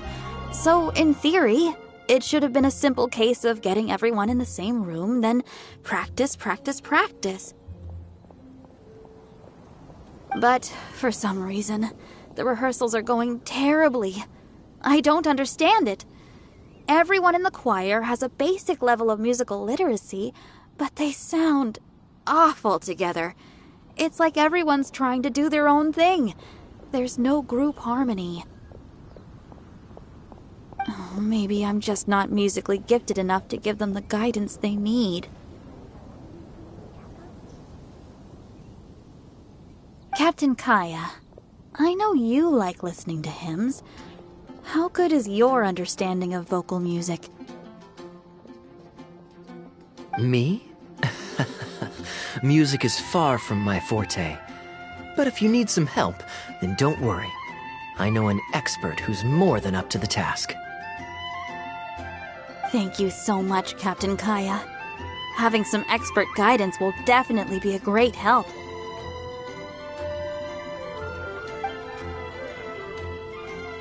I'm sure you've figured out who this expert is already. He has the best singing voice of any poet in Mondstadt, and understands poetry better than any other singer.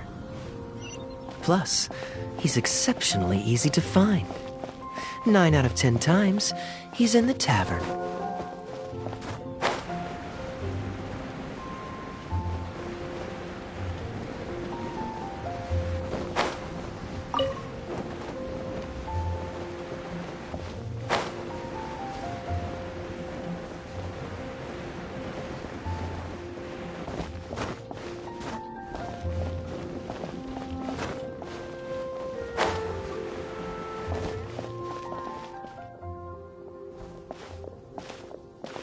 Good day. Drinking alone? I hope you don't mind us joining you.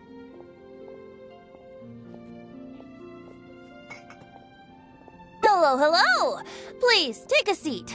We're all friends here.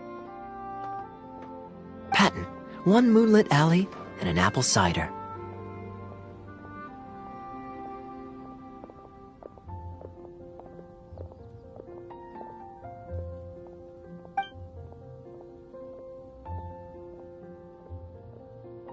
Ooh, excellent choices.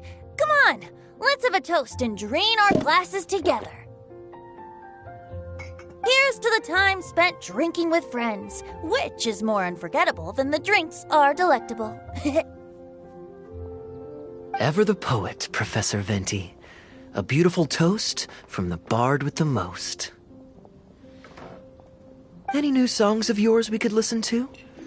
There's a real dearth of quality entertainment at the moment, since the cathedral's choir performance has been delayed again.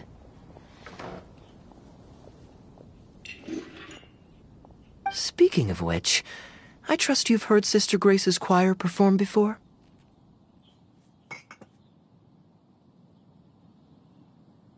Of course! Though the format is a little on the formal side, they do sing quite beautifully. Very pleasant to listen to. So you'd say you enjoy listening to hymns? Let me think. Well, however it's expressed, as long as you can hear the singer's passion and joy in their voice, I consider it a phenomenal performance. Passion and joy, huh? An intriguing perspective. By this logic, I suppose Lord Barbados would also enjoy the choir's performances.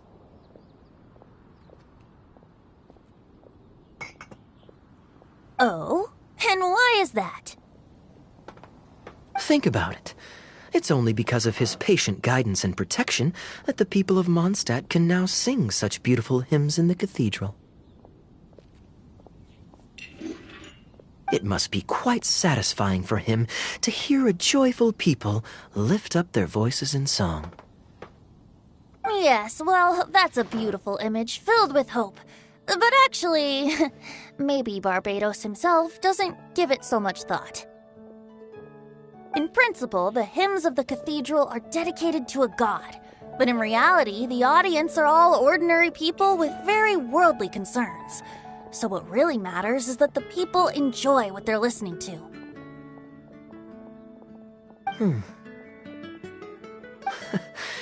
If Sister Grace was able to see things that way, perhaps she wouldn't feel so distressed. Huh? Distressed? About what?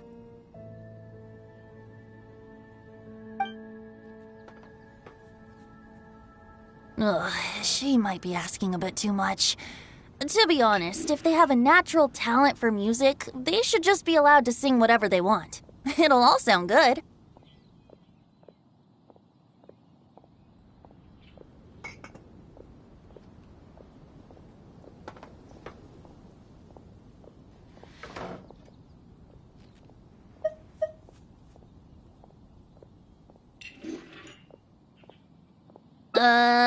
I'm pretty sure the first people to sing songs to the Animal Archon weren't all singing the same tune.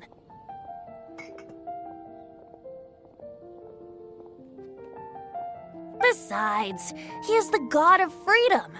Surely he'd prefer to hear Mondstadters sing their hearts out however comes naturally to them. Well, to each their own, I say.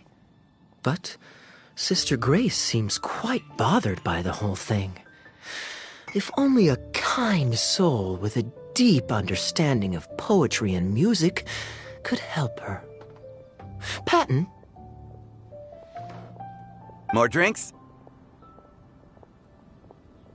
Uh-oh. I only brought enough money for one bottle today. I'll have to pass. Another bottle of apple cider for Venti, please, Patton. My treat.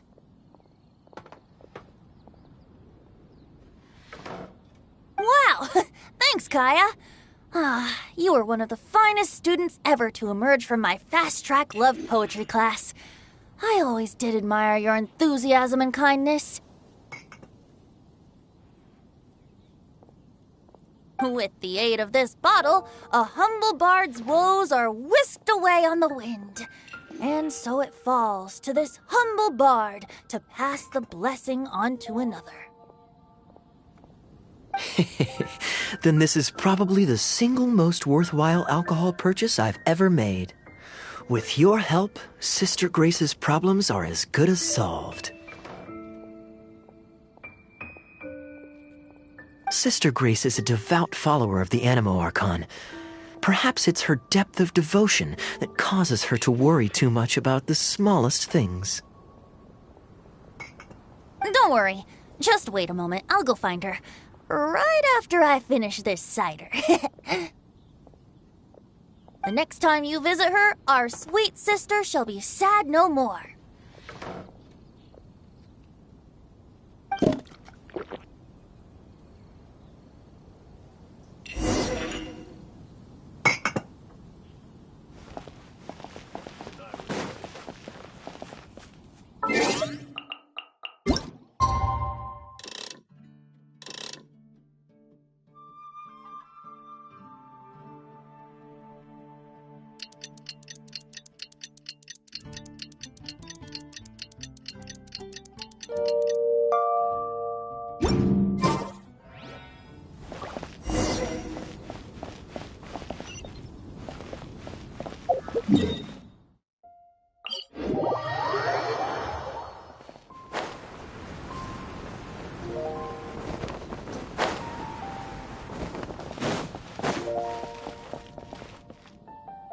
Hello, Sister Grace. How are the rehearsals going? Captain Kaya, your bard friend has a few suggestions that are somewhat fanciful in nature. Fanciful in the sense of not worth adopting? Is that what you mean?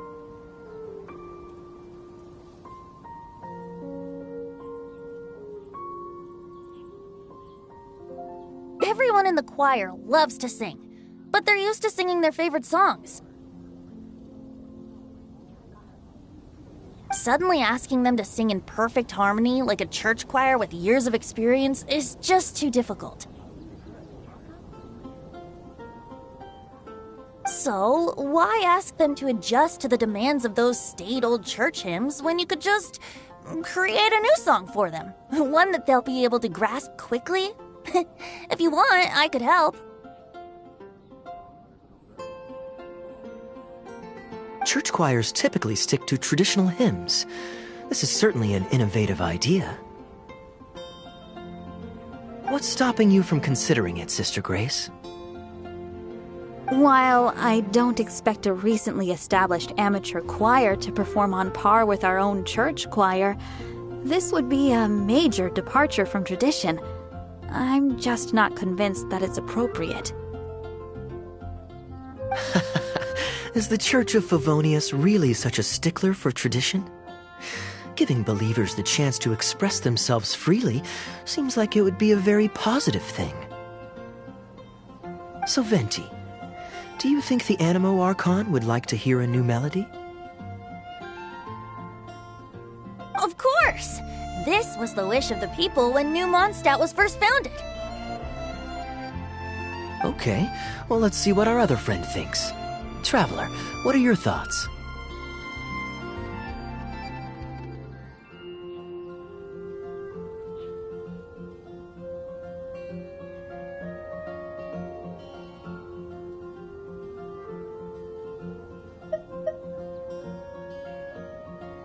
Another vote of confidence.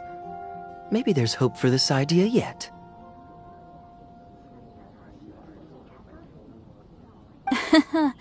Maybe it's just a generational thing, but...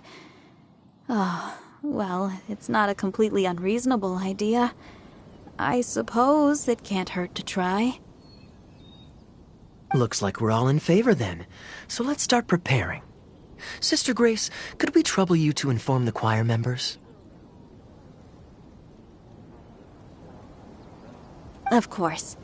I'll tell them now, and then we'll give this a try. Should we find some people to help us compose the lyrics? If this is to be a new song of the people, then the more fresh ideas we have, the better. Good idea. Let's split up and find some contributors, Traveler.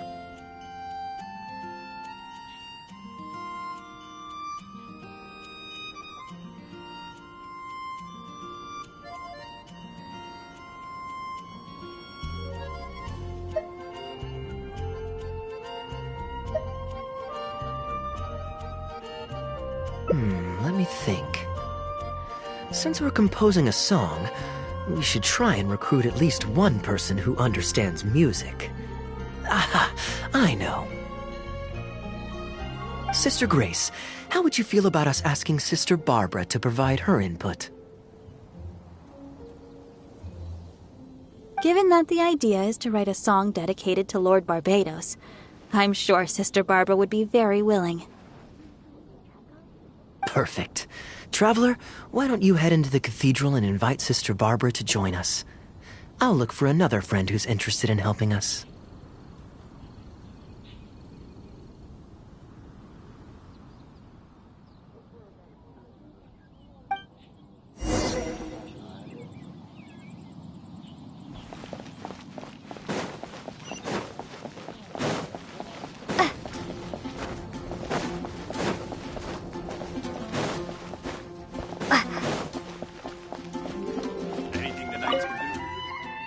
Let the wind lead.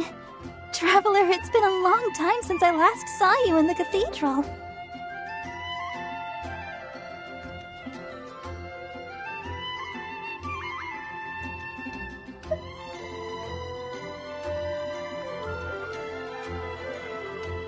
Please, don't be shy. Go right ahead.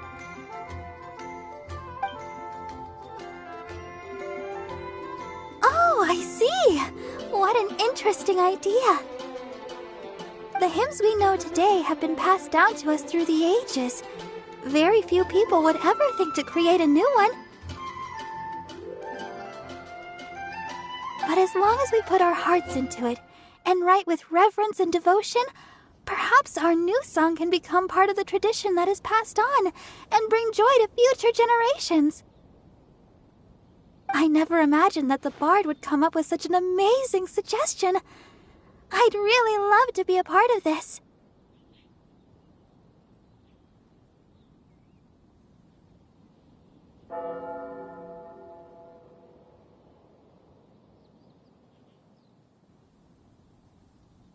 Sure. Let's go there together right now.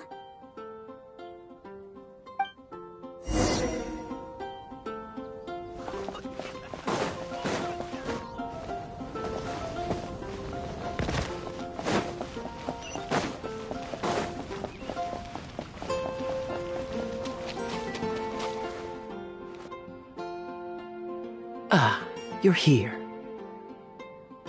You took your sweet time.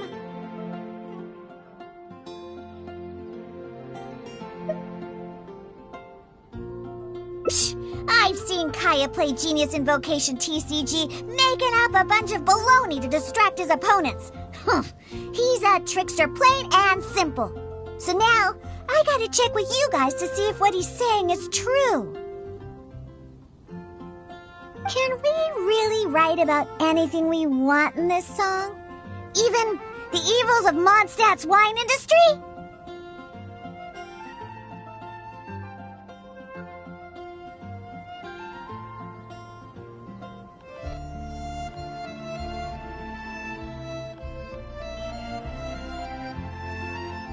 And And is the choir really gonna perform it publicly?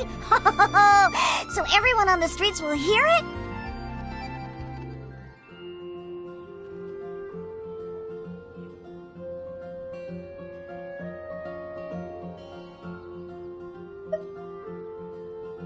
I can guarantee he won't. Then I want to write this. All booze hounds will be punished harshly by Lord Barbados.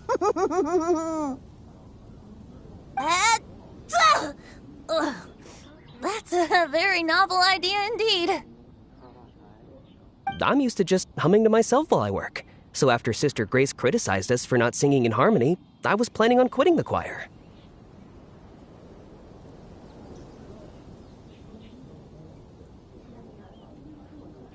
I never thought we'd be able to just sing what we wanted. Whew, what a relief. Plus, we get to write a song with Sister Barbara. I'm so honored! Thank you, everyone. Why don't we start by picking a theme for this song? I agree. Traditionally speaking, the theme should be Praise be to the gentle and loving Lord Barbados. I expect that Professor Venti might feel that topic is overdone and lacks originality, and that it may not be to Lord Barbados's liking. That's Kaya for you. Got it in one. I'd suggest that everyone start by thinking of the little things in life that bring you joy.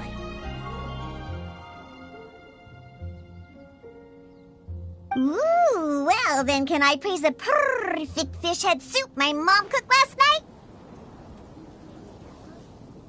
Of course you can. I think I'd like to rejoice in the precious days spent together with family.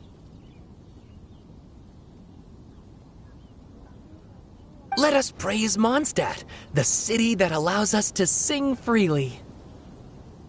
See? Already we have lots of wonderful ideas. Let's write them down, and then Kaya can... Kaya?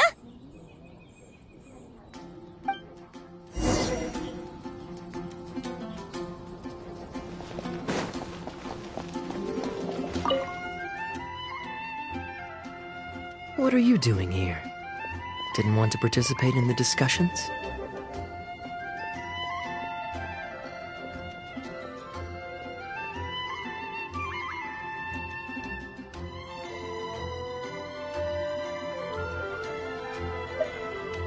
I just wanted to take you to hear a performance, but that obviously didn't happen, thanks to the problems with the choir rehearsals.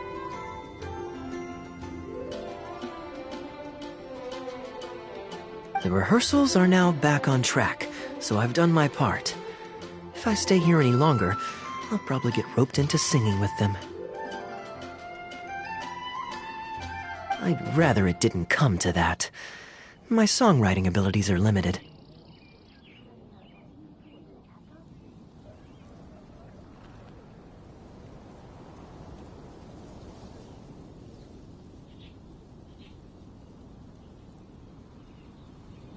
If doing nothing but loitering on the plaza enjoying the scenery all day is the only way to relax, then I suppose I didn't get to relax. But that would get boring after a while. To me, it's more fun to wander around, see what's happening, and insert myself into interesting situations. Besides, can you be so sure I didn't have something to gain from helping Sister Grace with her choir rehearsal dilemma these past few days? Oh, I spy 2 naughty students skipping class, and they just so happen to be the very 2 who asked me to help Sister Grace in the first place.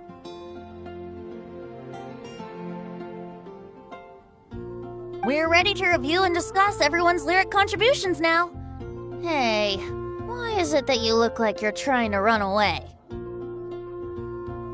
I still recall the teachings of Professor Venti.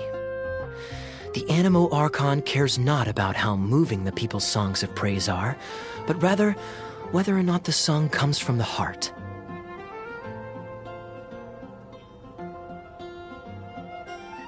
With so many true believers gathered together earnestly writing a song for him, I'm sure the Animo Archon is watching on and feels very satisfied. That's what a song of worship is all about. So, mission accomplished. And that's the reason you've decided to leave? Slipping away before the final verse is sung, before the poet has uttered the last line, before everything has concluded. I don't know. Something about it just resonates with me.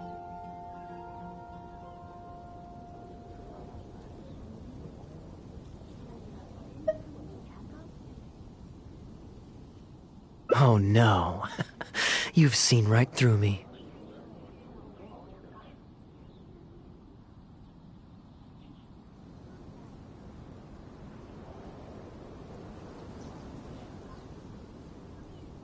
Wow, that was a craftily crafted speech. I almost fell for it.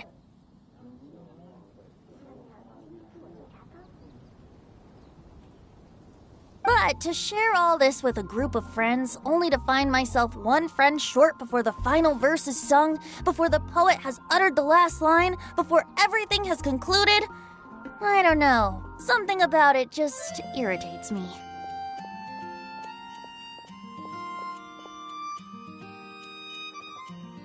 If you don't want to write a poem, then let me gift you one.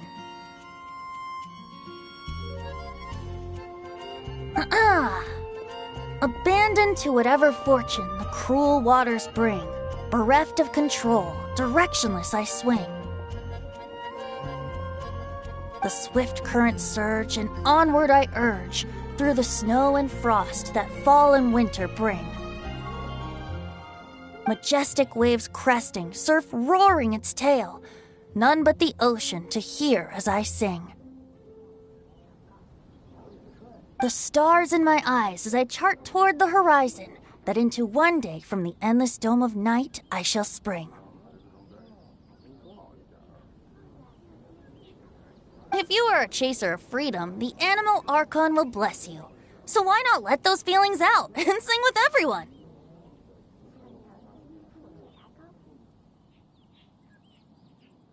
A boat that has come unmoored will not get lost in the night, but sail towards the dawn.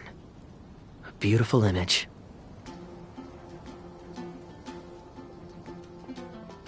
Of course, you don't have to believe in it, but the winds of Mondstadt will guide every lost ship back to safe harbor.